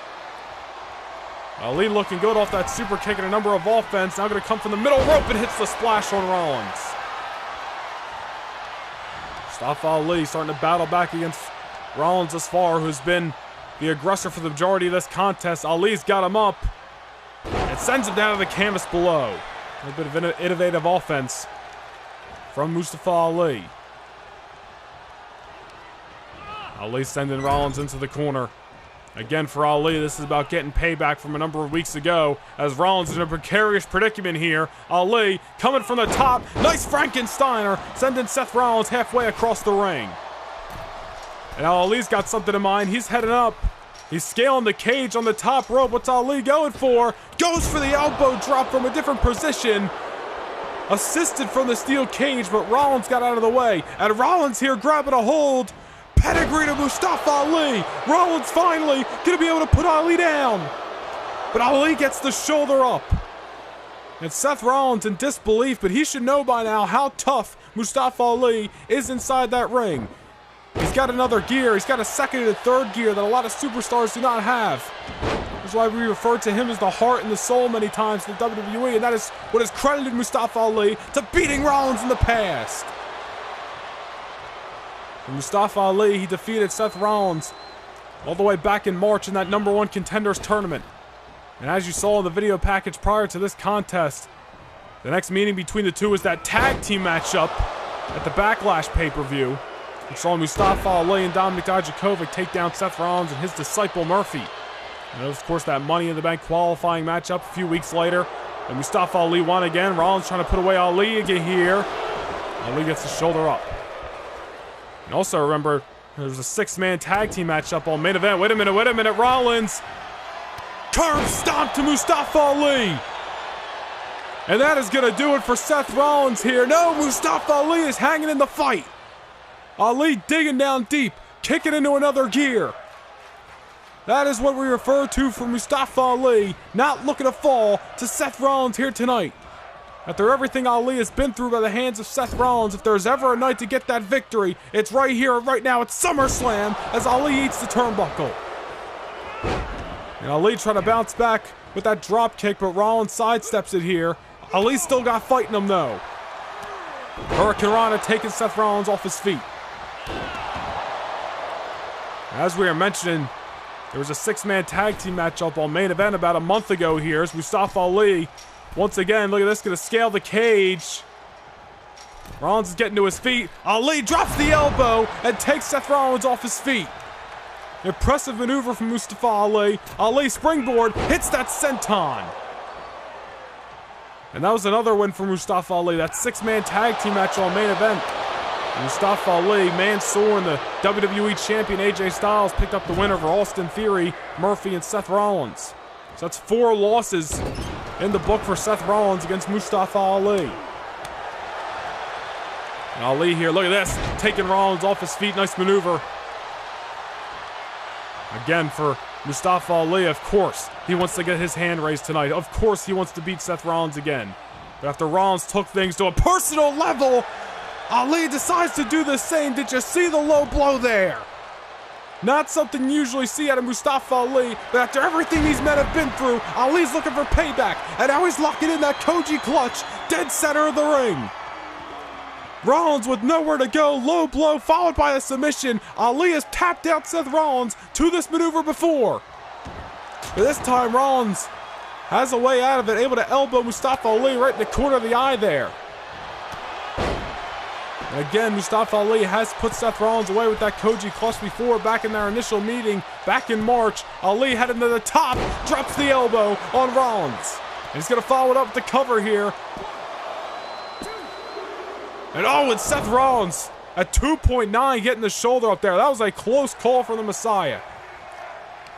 You can't imagine how Seth Rollins is going to react here if he takes a 5th loss in a row to Mustafa Ali. As Rollins bounces up with the swing blade. And Ali bounces up with the clothesline. These guys are reaching a fire under them right now. Rollins down, Mustafa Ali is game planning his next maneuver. He wants to get that victory, but he wants to beat the hell out of Seth Rollins and gain his payback. In doing so, as wait a minute, Rollins here grabbing a hold. Mustafa Ali eats the knee right to the ribs. Rollins going for the cover. He could have just knocked the wind out of Ali long enough, but Ali gets the shoulder up. Ali's got to be careful here, man. He's taking a lot of big-time maneuvers from Rollins. Rollins, look at this. Grappled up Mustafa Ali, sending him down to the canvas. It was only a few minutes ago in this contest where Rollins, he hit that pedigree. Just a few moments later, he hit that curb stomp from Mustafa Ali. Ali's also eating the canvas, or excuse me, eating the cage in this matchup. He's definitely got some damage put on him. Not saying that Rollins doesn't either. But Ali has definitely taken the more impactful maneuvers in this contest. As Rollins, look at that! Forearm to the back of the head. And that might have knocked Ali out cold for good. Rollins not able to put away Ali yet.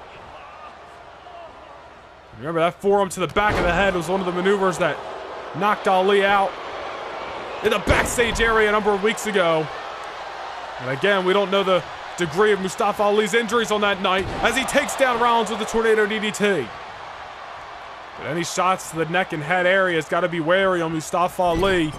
Again, we don't know if he was diagnosed with any sort of concussion or if it was just a couple of bumps and bruises, but nonetheless, he's of course been cleared here to compete tonight against Seth Rollins. But as we've talked about, we don't know the extent of his injuries here, as Mustafa Ali is feeling it right now against the Messiah. Ali grabbing a hold. Rollins is dazed here.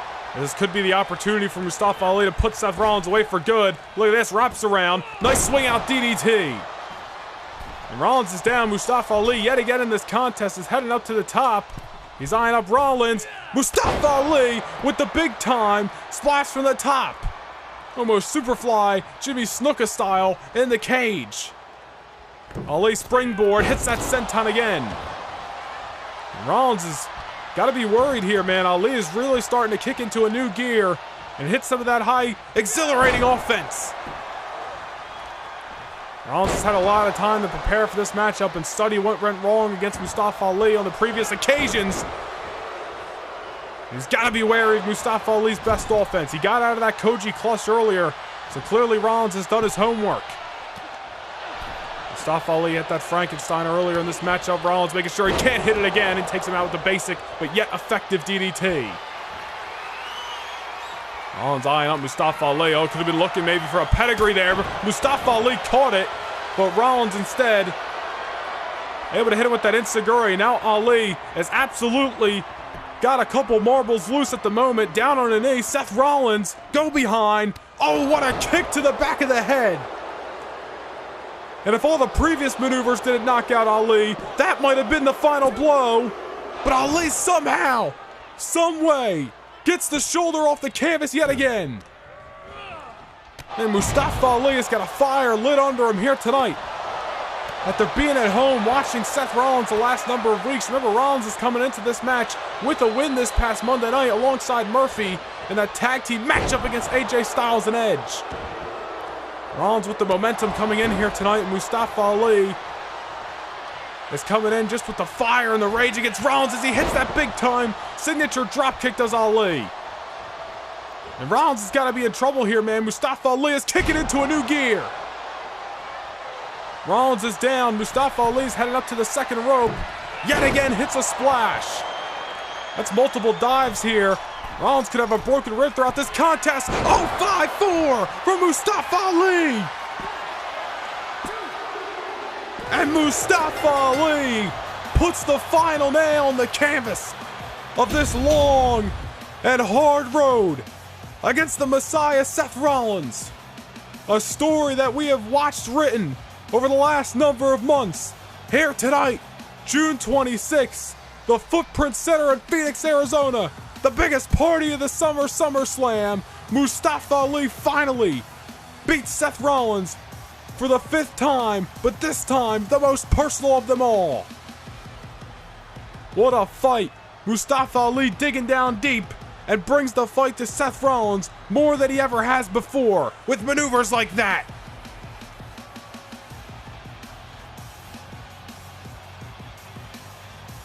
Here is your winner, Mustafa Ali.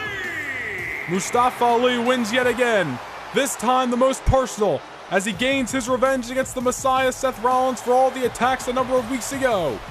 Where does the Messiah go from here after another loss to Mustafa Ali?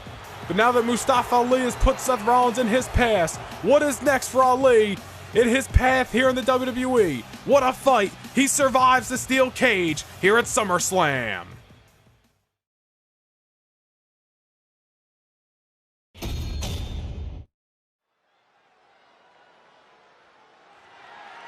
The following contest is scheduled for one fall and is for the Raw Women's Championship. It is time for our 4th championship match here this evening at SummerSlam. And it is the WWE Women's Championship of the World on the line. The #1 contender, Shotzi, the fiery, in-your-face woman who earned this opportunity a number of weeks ago on Main Event, where she survived a 4-way elimination contest against Ember Moon, Casey Catanzaro, and Shayna Baszler to earn this contest. And there's a whole lot of writing on this match for Shotzi. Back on March 21st, on Monday Night Raw, Shotzi met Bianca Belair in the ring for the first time. In an absolutely extraordinary effort, Shotzi came up short against Bianca Belair. The two met in a rematch on Main Event on March 29th, where if Shotzi won the match, she would earn a future Women's Championship opportunity. Unfortunately for her, she yet again came up short against Bianca Belair in yet another great fight by Shotzi. We have seen Shotzi grow ever since those performances against the EST of the WWE. Shotzi has gotten better and better each and every time she steps in the ring. Recent victories over Io Shirai, as well as Mrs. Money in the Bank, the Empress of Tomorrow, Asuka, this past Monday night on Raw. If Shotzi has ever been more ready for this contest, I believe that she possibly can get the job done here tonight. This is a woman who we believe has all the tools to be one of the future pieces of the WWE Women's Division. She knows Bianca Belair. I'm sure she has studied her previous contest with the EST as well. This is a long-awaited rematch for Shotzi. The 3rd contest between these women, this time for all the marbles with the WWE Women's Championship on the line. And here comes the EST of the WWE, your WWE Women's Champion of the World, Bianca Belair. Belair has been dominant as the champion in recent months. She retained the title over Sasha Banks at Backlash. We saw Bianca Belair retain the title yet again against Rhea Ripley, the Nightmare, at Money in the Bank. She then again defeated the Nightmare on Monday Night Raw in a no-holds-barred contest. Bianca Belair, one of the most dominant women, I would say possibly in WWE history. And it's been an incredible reign for her as the champion. She looks the part. She is the part. She is a superstar, and she is worthy of being a champion here in the WWE. She knows Shotzi. She's beaten her in the past. Can she get the job done in their third meeting? June 26th, SummerSlam, right here, right now. The title's on the line. Let's send things down to the ring. Introducing the challenger from Oakland, California, Shotzi. And introducing the champion from Knoxville, Tennessee, the Raw Women's Champion, Bianca Belair.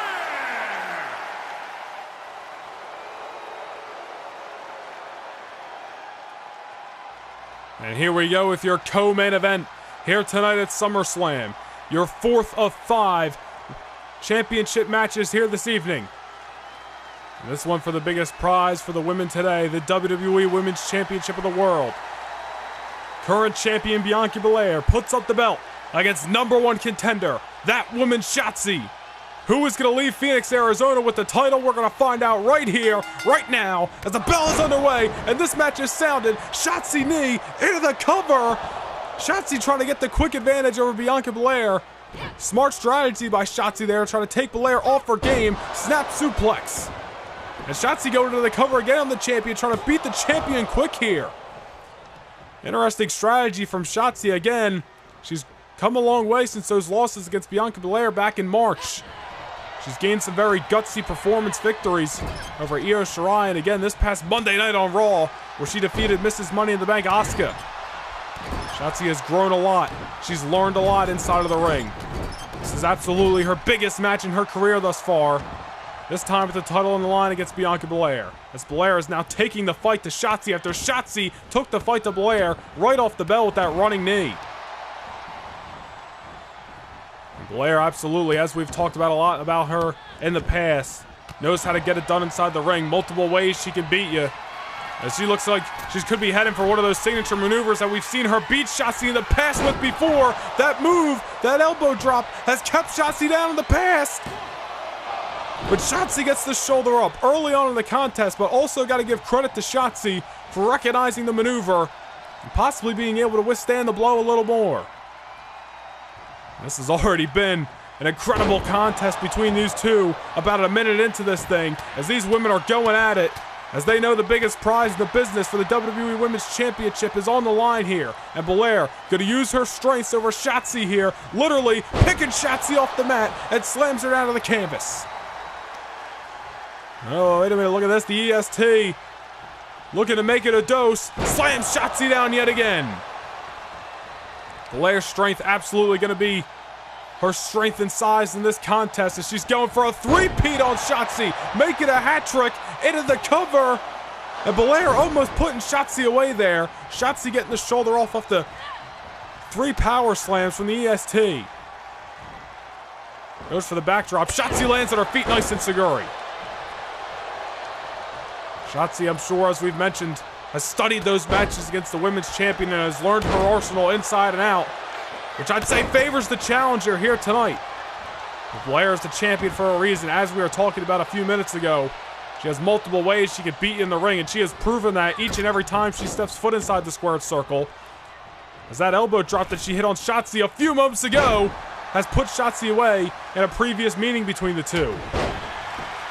Belair goes for the cover on the #1 contender to retain the championship, but Shotzi gets the shoulder up. We're seeing a lot of close covers in the early minutes of this matchup here. Both women coming with strategy here tonight as Shotzi hits the double knees. Now she's into the cover, looking to become the new champion, but Belair gets the shoulder up. We talked about the matches that Bianca Belair has been through recently in her title reign. Sasha Banks should beat her in about 5 minutes back at Backlash, unintentionally breaking the ribs of Sasha. We haven't seen her since, and Shotzi may have just broken the ribs of Bianca Belair. senton from the apron to the floor, crushing Belair's ribs between Shotzi and the floor here at the Footprint Center. Belair's down and out. Shotzi's got her in a predicament as she's headed to the top rope. Could be eyeing her up for that coffin drop, but Belair gets up, and Shotzi elects for the axe hammer instead. Still effective as she goes for the cover here. But Belair gets the canvas, or excuse me, the shoulder off the canvas. Shotzi is bringing the fight to the WWE Women's Champion like we've never seen her before. I think that's credit to how much Shotzi has grown over the last couple of months. She has survived some very tough matchups. Shotzi drops the elbow on Belair. She's been all over the WWE Women's Champion. She's clearly coming with a strategy here tonight. Not that Belair isn't, not that she hasn't been putting in the offense, but you got to give credit to the challenger here as she is really bringing the fight to the champion. Goes for the splash. Bianca Belair has it scouted though. Gets out of the way there. Shotzi's dazed and Belair hits her with the drop kick. And Belair follows it up with the shooting star press. One of the maneuvers we've seen Belair get the win with in the past. But Shotzi gets the shoulder up. A lot of close covers in this match the last number of minutes. Belair's headed up to the top. Shotzi right there to meet her though. Look at this. Fall away slam. Belair takes the fall. Back and forth the seesaw of momentum goes in this contest. What a night it has been here at SummerSlam. Our 8th of 9 contests here this evening, your co-main event for the Women's Championship. And these two women absolutely tearing down the Footprint Center right now.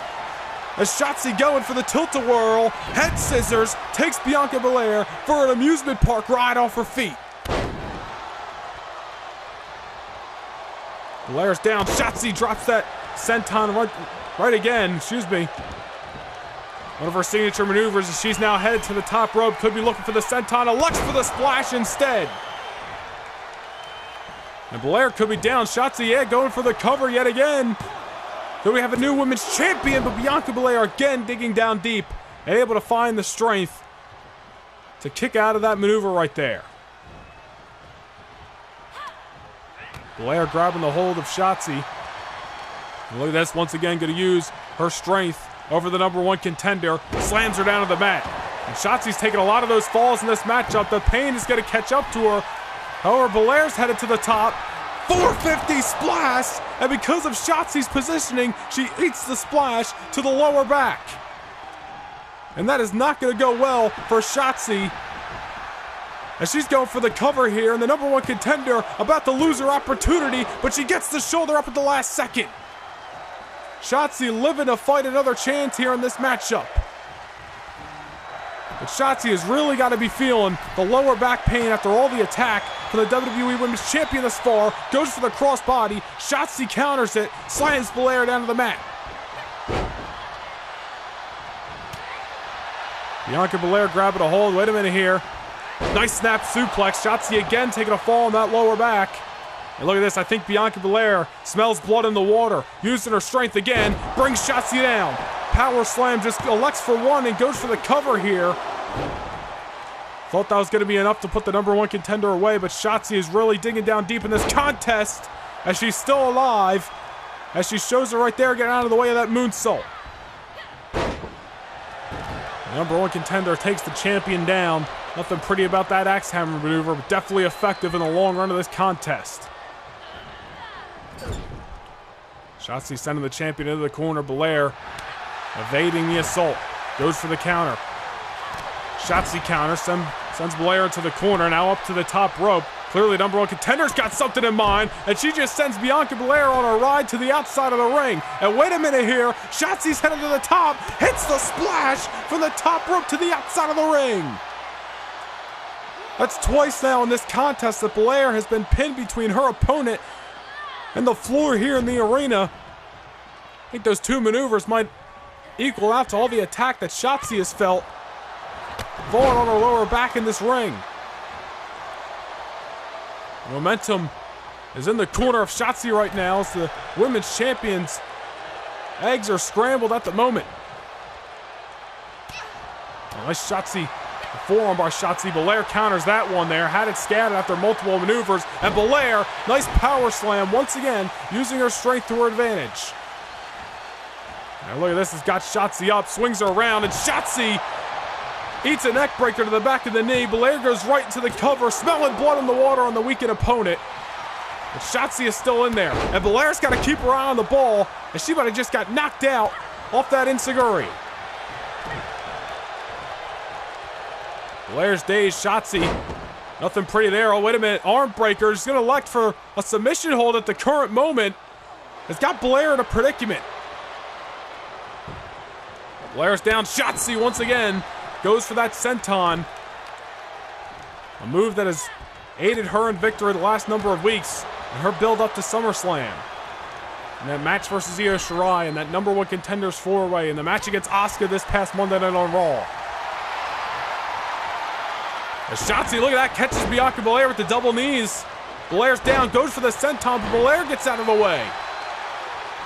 Belair grabbing a hold, but now Shotzi still with fight. Reversals, as once again the momentum is shifting back and forth between champion and challenger. And Shotzi's just trying to go for the TKO there on Belair. Look at that! Speaking of which, once again hits that knee and hits the senton. Shotzi's stringing together a couple of maneuvers. She's headed to the top rope. Belair's down. Shotzi, coffin drop on the women's champion. Goes into the cover against the #1 contender. We have a new WWE Women's Champion. Shotzi defeats Bianca Belair. Oh my God. Not now. Mrs. Money in the Bank. The Empress of Tomorrow. Asuka is in the house. Shotzi literally seconds ago just beat Bianca Belair for the Women's Championship, but Asuka has arrived. We got a ring of the bell. And ladies and gentlemen, we got another WWE Women's Championship match here this evening. Shotzi, double knees to Asuka. It's happening so fast I can't even call the damn action. My God, ladies and gentlemen, Shotzi just defeated Bianca Belair for the Women's Championship. She is the rightful owner to the Women's Championship of the WWE. Before she can get the title in her grasp, though, she's trying to defeat Asuka here. Into the cover goes champion. Asuka gets the shoulder up.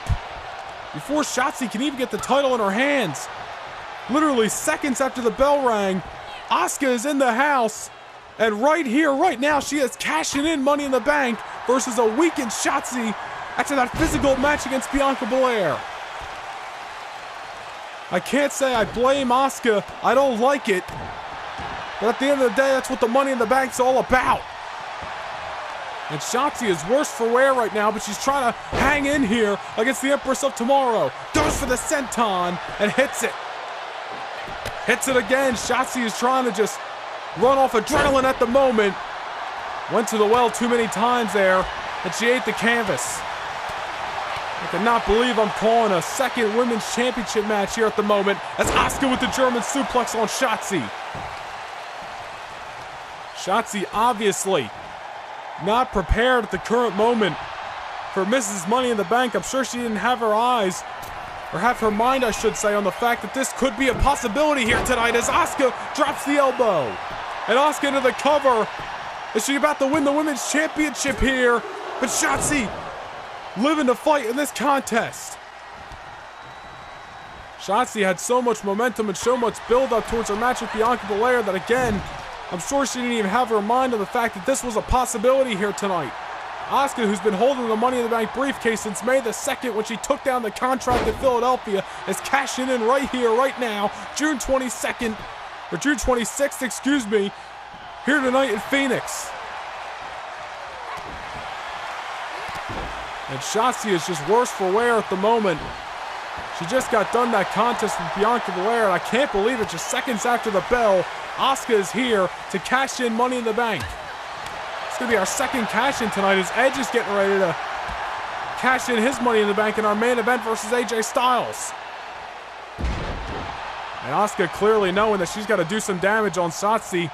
She's running off adrenaline a little bit in the first few moments of this matchup here. But Asuka beating down your current WWE Women's Champion. Shotzi's still in this, no. And if Shotzi's got a chance in hell at winning right now, it's going to be running off the adrenaline of the matchup she just participated in. However, Asuka hits the rope. Shotzi's dazed, and she may be knocked out for good off that hip attack. Asuka's not satisfied yet. Wait a minute. Oh, no. Asuka locked in on the WWE Women's Champion. And Shotzi's got no choice but to tap out. And just like that, we have yet a new WWE Women's Champion of the World. After that hellacious, back and forth, exciting matchup between Bianca Belair and Shotzi. Shotzi wins, doesn't even get a chance to hold the title in her hands. Asuka cashes in Money in the Bank. And we have our second new Women's Champion of the WWE here tonight. I cannot believe the events that just transpired here in Phoenix. Eventful night to say the least here at SummerSlam. And the new Raw Women's Champion, Asuka! I can't say I like it, but at the end of the day, that is what the Money in the Bank is all about. A title opportunity at any given time, at any point, for up to 1 year. And Asuka took advantage of that stipulation wholeheartedly here tonight. And I'm sure it didn't matter who walked out between Belair and Shotzi. Asuka had a premeditated plan, and she capitalized to the fullest. And she is leaving Phoenix the new WWE Women's Champion.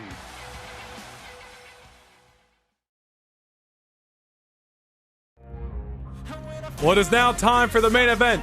Will the Rated R Superstar Edge become a 12-time world champion as he cashes in Money in the Bank versus the phenomenal AJ Styles with the WWE Championship on the line? The road to success brings out the most phenomenal attributes in the best competitors. A prime example is the current reigning WWE Champion, AJ Styles. Ever since March, AJ Styles has been on the roll of a lifetime. His road to success all began when he made his way through 3 rounds of a #1 contenders tournament with the opportunity to become champion awaiting the winner. Styles outperformed the almighty Bobby Lashley in a main event clinic at Backlash to successfully regain the WWE Championship. Week after week, AJ Styles has continued to prove why he is the best, not just in WWE, but the best in the world. Awaiting AJ Styles next is an ultimate opportunist, awaiting to right the wrongs of recent history.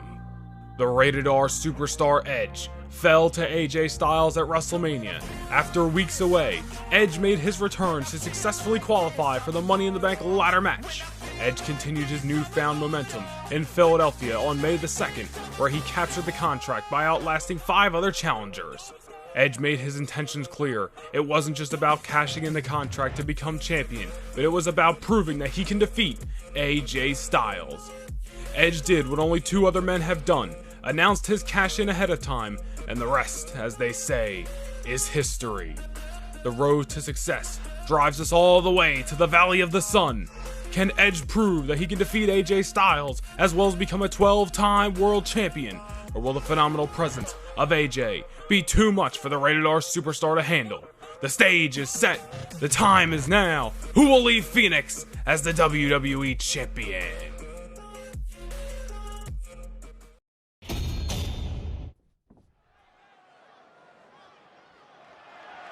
The following contest is scheduled for 1 fall. It is for the WWE Championship. It is main event time. Sunday night, June 26th, Footprint Center, Phoenix, Arizona. Mr. Money in the Bank cashes in the briefcase for the 3rd time in his career. For the first time, announcing that cash in advance. For Edge tonight, it isn't just about bringing home his 12th World Championship in his career, but it's about proving that he can defeat the phenomenal one, AJ Styles, the man who beat him back at WrestleMania. Edge for weeks has been scouting AJ Styles. This past Monday Night on Raw, they were forced to team up, and as we saw, that didn't go as planned. It all comes down to tonight. The briefcase that Edge holds in his hand will be handed over, and the WWE Championship is on the line in the main event of SummerSlam. Edge has cashed in that Money in the Bank contract 2 times already in his career, both times successfully. 1 time against the WWE Champion John Cena, and 1 time winning the World Heavyweight Championship against the Phenom, The Undertaker. Will lightning strike for the 3rd time in the Rated R Superstar's illustrious Hall of Fame career? Will it strike against AJ Styles for the WWE Championship of the World? And here comes the WWE World Heavyweight Champion, the phenomenal AJ Styles is in the house. AJ Styles won the WWE Championship for another time in his career, back on April the 11th, when he dethroned the almighty Bobby Lashley at the Backlash pay-per-view.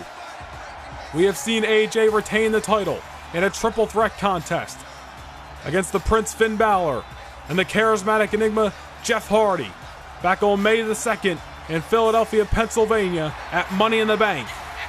But the road all leads to tonight. The Rated R Superstar Edge, the 2nd time that these 2 men will meet in their careers. And this time, a bigger opportunity is at stake.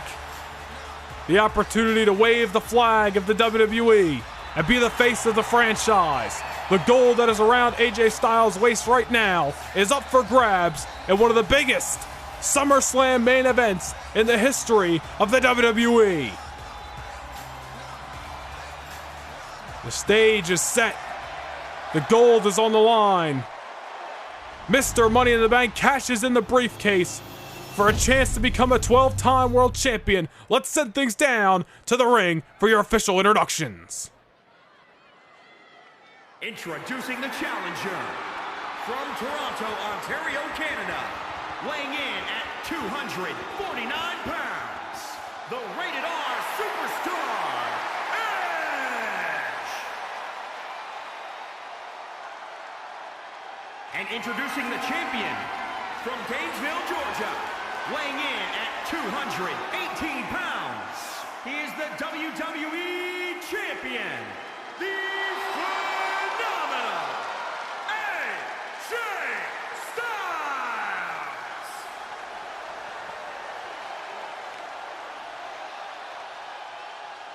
Is AJ Styles handing over the WWE Championship for the last time in this reign? He has held the gold before, he has lost the gold before. He doesn't want to go back down that road of chasing the championship yet again. Will that title still belong to the phenomenal AJ Styles when we leave Phoenix here tonight?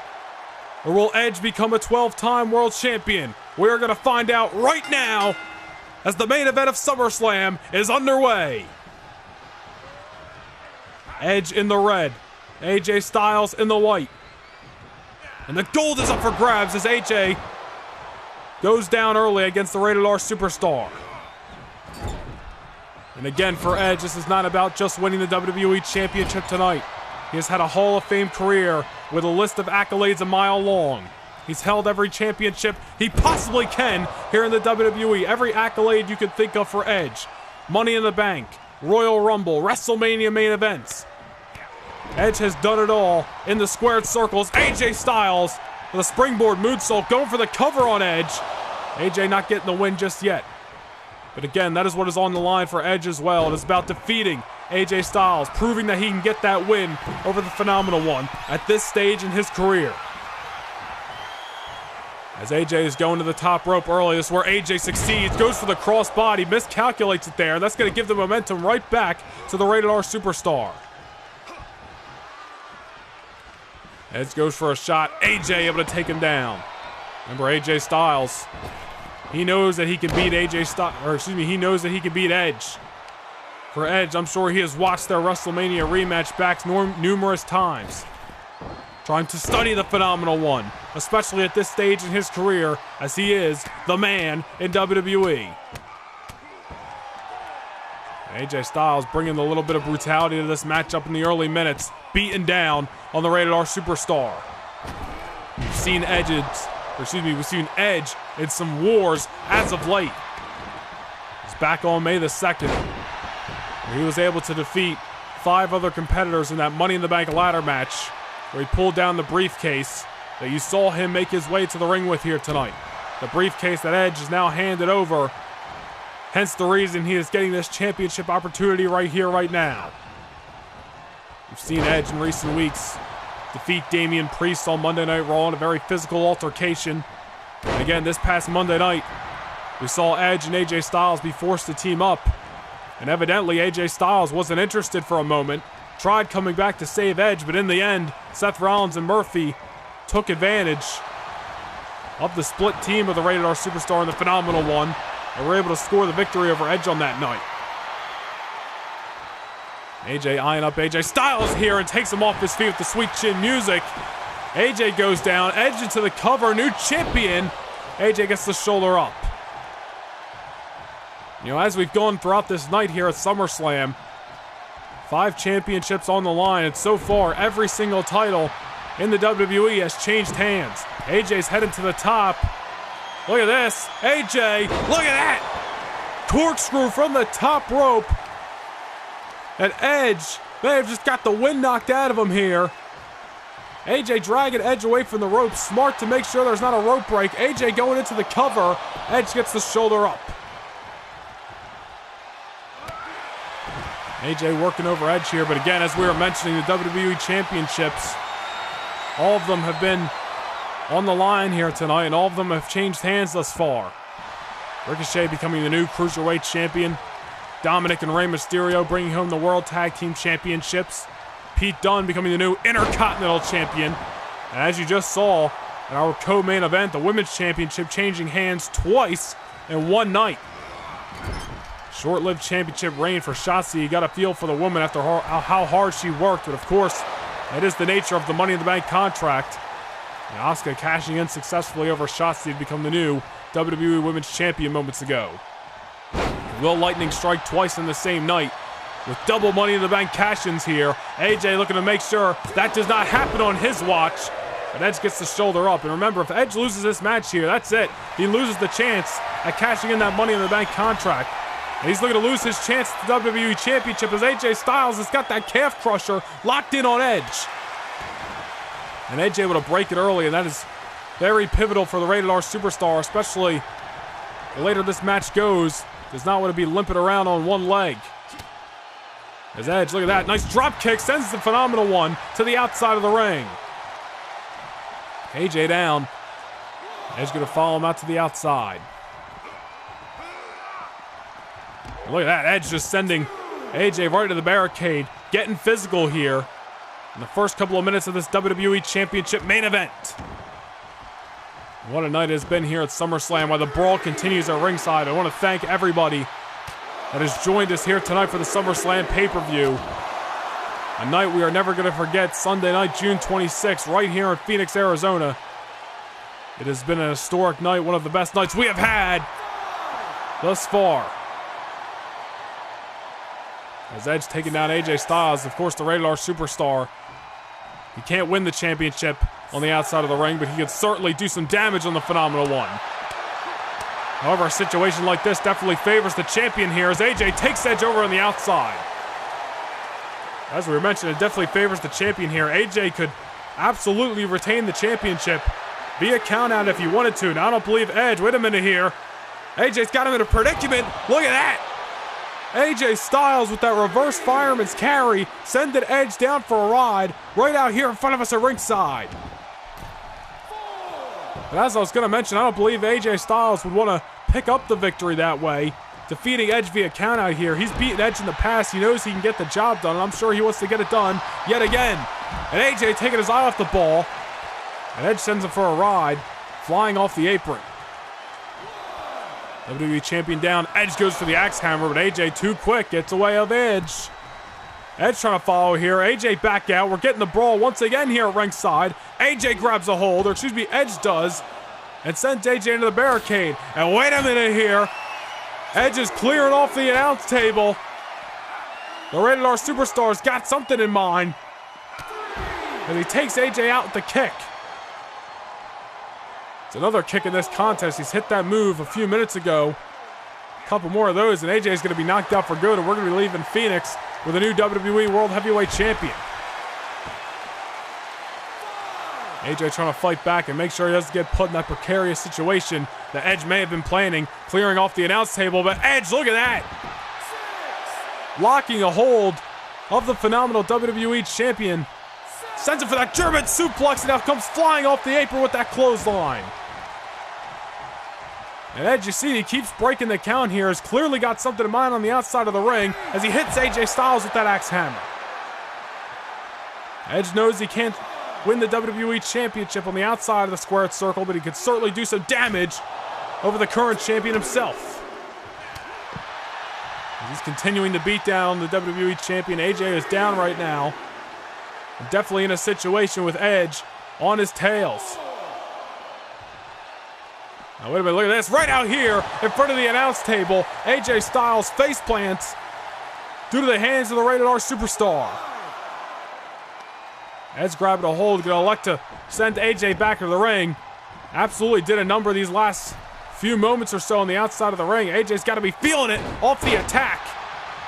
You're gonna smell the sense of urgency after that enziguri from AJ Styles as he takes Edge out with that neck breaker.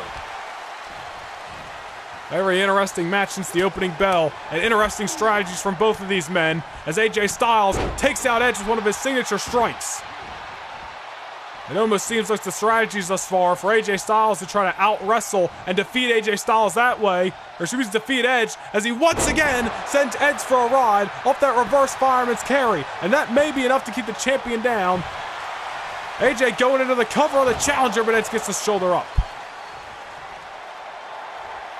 As we were mentioning, seemingly the strategies thus far from what we can put together is that AJ Styles looks like he's trying to out-wrestle Edge and defeat him that way. Edge, on the other hand, clearly coming out with a more brawling mentality here tonight. Maybe he believes he can't out-wrestle AJ Styles. And AJ Styles, wait a minute, goes for the phenomenal forearm, and he hits it. Edge may be knocked out cold. AJ into the cover off the forearm here. Oh, Edge gets the shoulder up at the very last second. And AJ Styles was damn near close to retaining the championship there. Edge tried knocking AJ's balance loose, hitting the ropes, but AJ had already springed off, hit the air, and was able to change the trajectory to hit that phenomenal forearm. Oh, and I believe Edge has been busted wide open. I'm not sure if it was off the forearm or off that knee that AJ hit moments later, but regardless, the challenger is bleeding from the forehead here, and that is not going to go well as we get into the championship rounds in this main event contest. And you almost smell the sense of urgency from the Rated R Superstar here, as he just got hit with that phenomenal forearm, and now he's bleeding from the forehead. Edge on the second rope. Look at that! Spear off the second rope, a different angle, takes AJ off his feet, and AJ gets the shoulder up. We've seen Edge hit that maneuver in recent weeks. He hit that second rope spear to Damian Priest a number of weeks ago. And I believe we mentioned it then, and we'll mention it now. It's an effective maneuver, and it's a different angle off Edge's usual spear. And because of that different angle, it may not be as impactful as Edge's finishing maneuver spear, but something like that will definitely be enough to knock out your opponent. Elevated DDT by the challenger. As Edge sends AJ into the corner, and ever since Edge has been busted wide open, as we mentioned, and we'll say it again, you smell the sense of urgency out of Mr. Money in the Bank, as he has been in control since that moment, and he's stomping away on the WWE Champion here. Edge shifting the momentum to the corner of himself, to the corner of the Rated R Superstar. Looking to prove, as we've mentioned all throughout tonight, that he can beat AJ Styles and that he'll become a 12-time world champion. Edge off that knee and a nice clothesline. And I believe off that knee, AJ Styles as well has been cut open.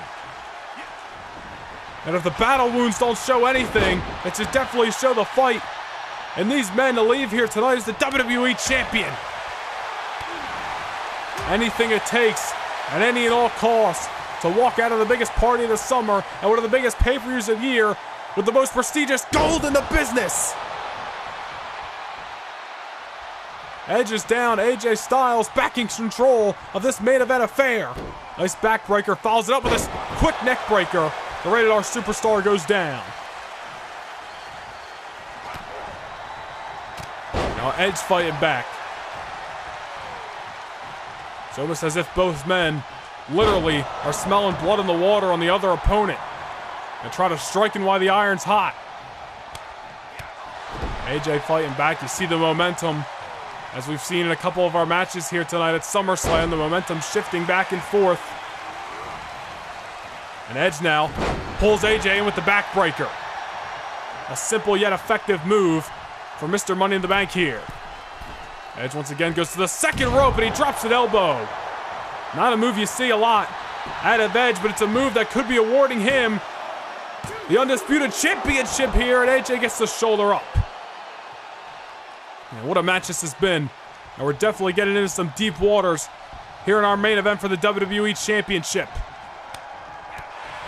AJ back in control. And wait a minute here. AJ Styles, he's in the corner eyeing up Edge. AJ Styles just used Edge's own spear. And oh man, that was almost it. AJ Styles almost putting the Rated R Superstar away with his own damn maneuver, going for the phenomenal forearm here, but Edge getting out of the predicament. And man, what a finish to this contest. And talk about adding insult to injury. If AJ would have won this contest via that spear on Edge there. If Edge would have lost to AJ Styles with his own move being used against him. And that's something we've seen AJ Styles use in the past. Remember, all the way back to March. And AJ was making his way through that #1 contenders tournament to originally qualify to earn a shot at the WWE Championship. We saw AJ use the moves of Ricochet as well as Damian Priest against those opponents. As AJ Styles with that brainbuster on Edge. Edge trying to fire up here, go after the phenomenal one, but Edge gets his momentum taken out from under him. You see the Rated R Superstars trying to fight and use every ounce of energy and adrenaline in his soul. Goes for the phenomenal forearm. Luckily, Edge gets out of the way, misses for his own maneuver. And Edge takes down AJ, trying to slow down the trajectory of this matchup at the moment. And you see Edge's plan, ever since he got hit with that phenomenal forearm earlier, has been trying to, originally it looked like, take the balance of AJ Styles away. AJ Styles clearly found a way out of that.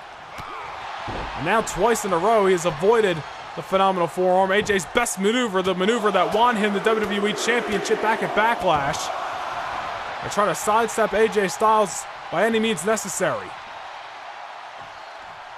And AJ may be knocked out. Edge just hit a couple of those headbutts.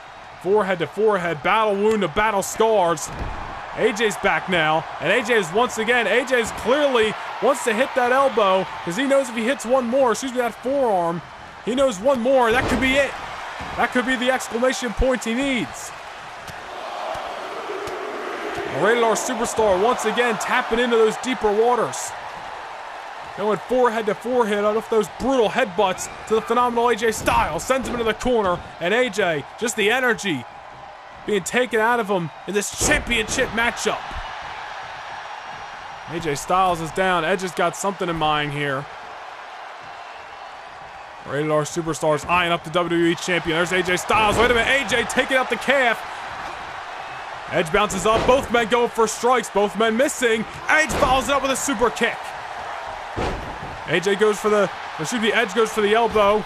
AJ got out of the way, but this time Edge hits the forearm. You feel the intensity of this main event contest right now. And there's the knee that has taken AJ off his feet multiple times. Edge is into the corner. AJ's in a predicament. The spear.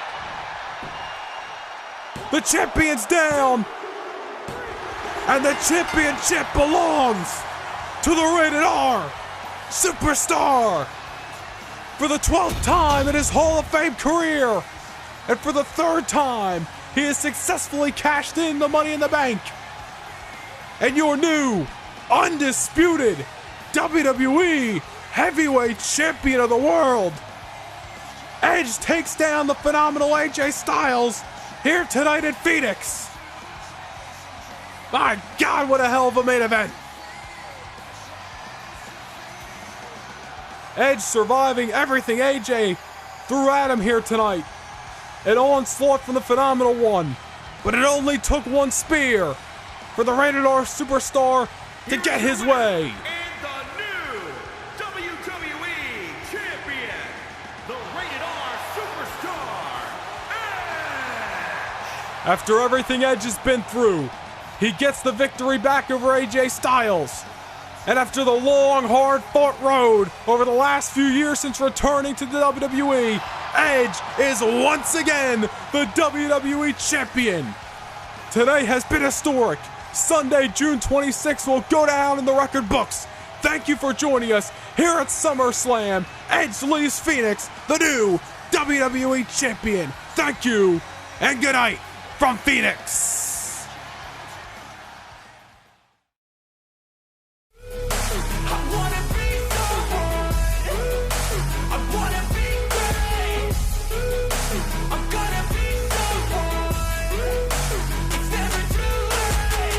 Game face on when I chase like that. Yeah, I play so strong with a knife in the back. I'ma swing home run like a baseball bat. Gonna see me rise, you can hate on that. I don't play both sides, doing me no cap. I'm a ride.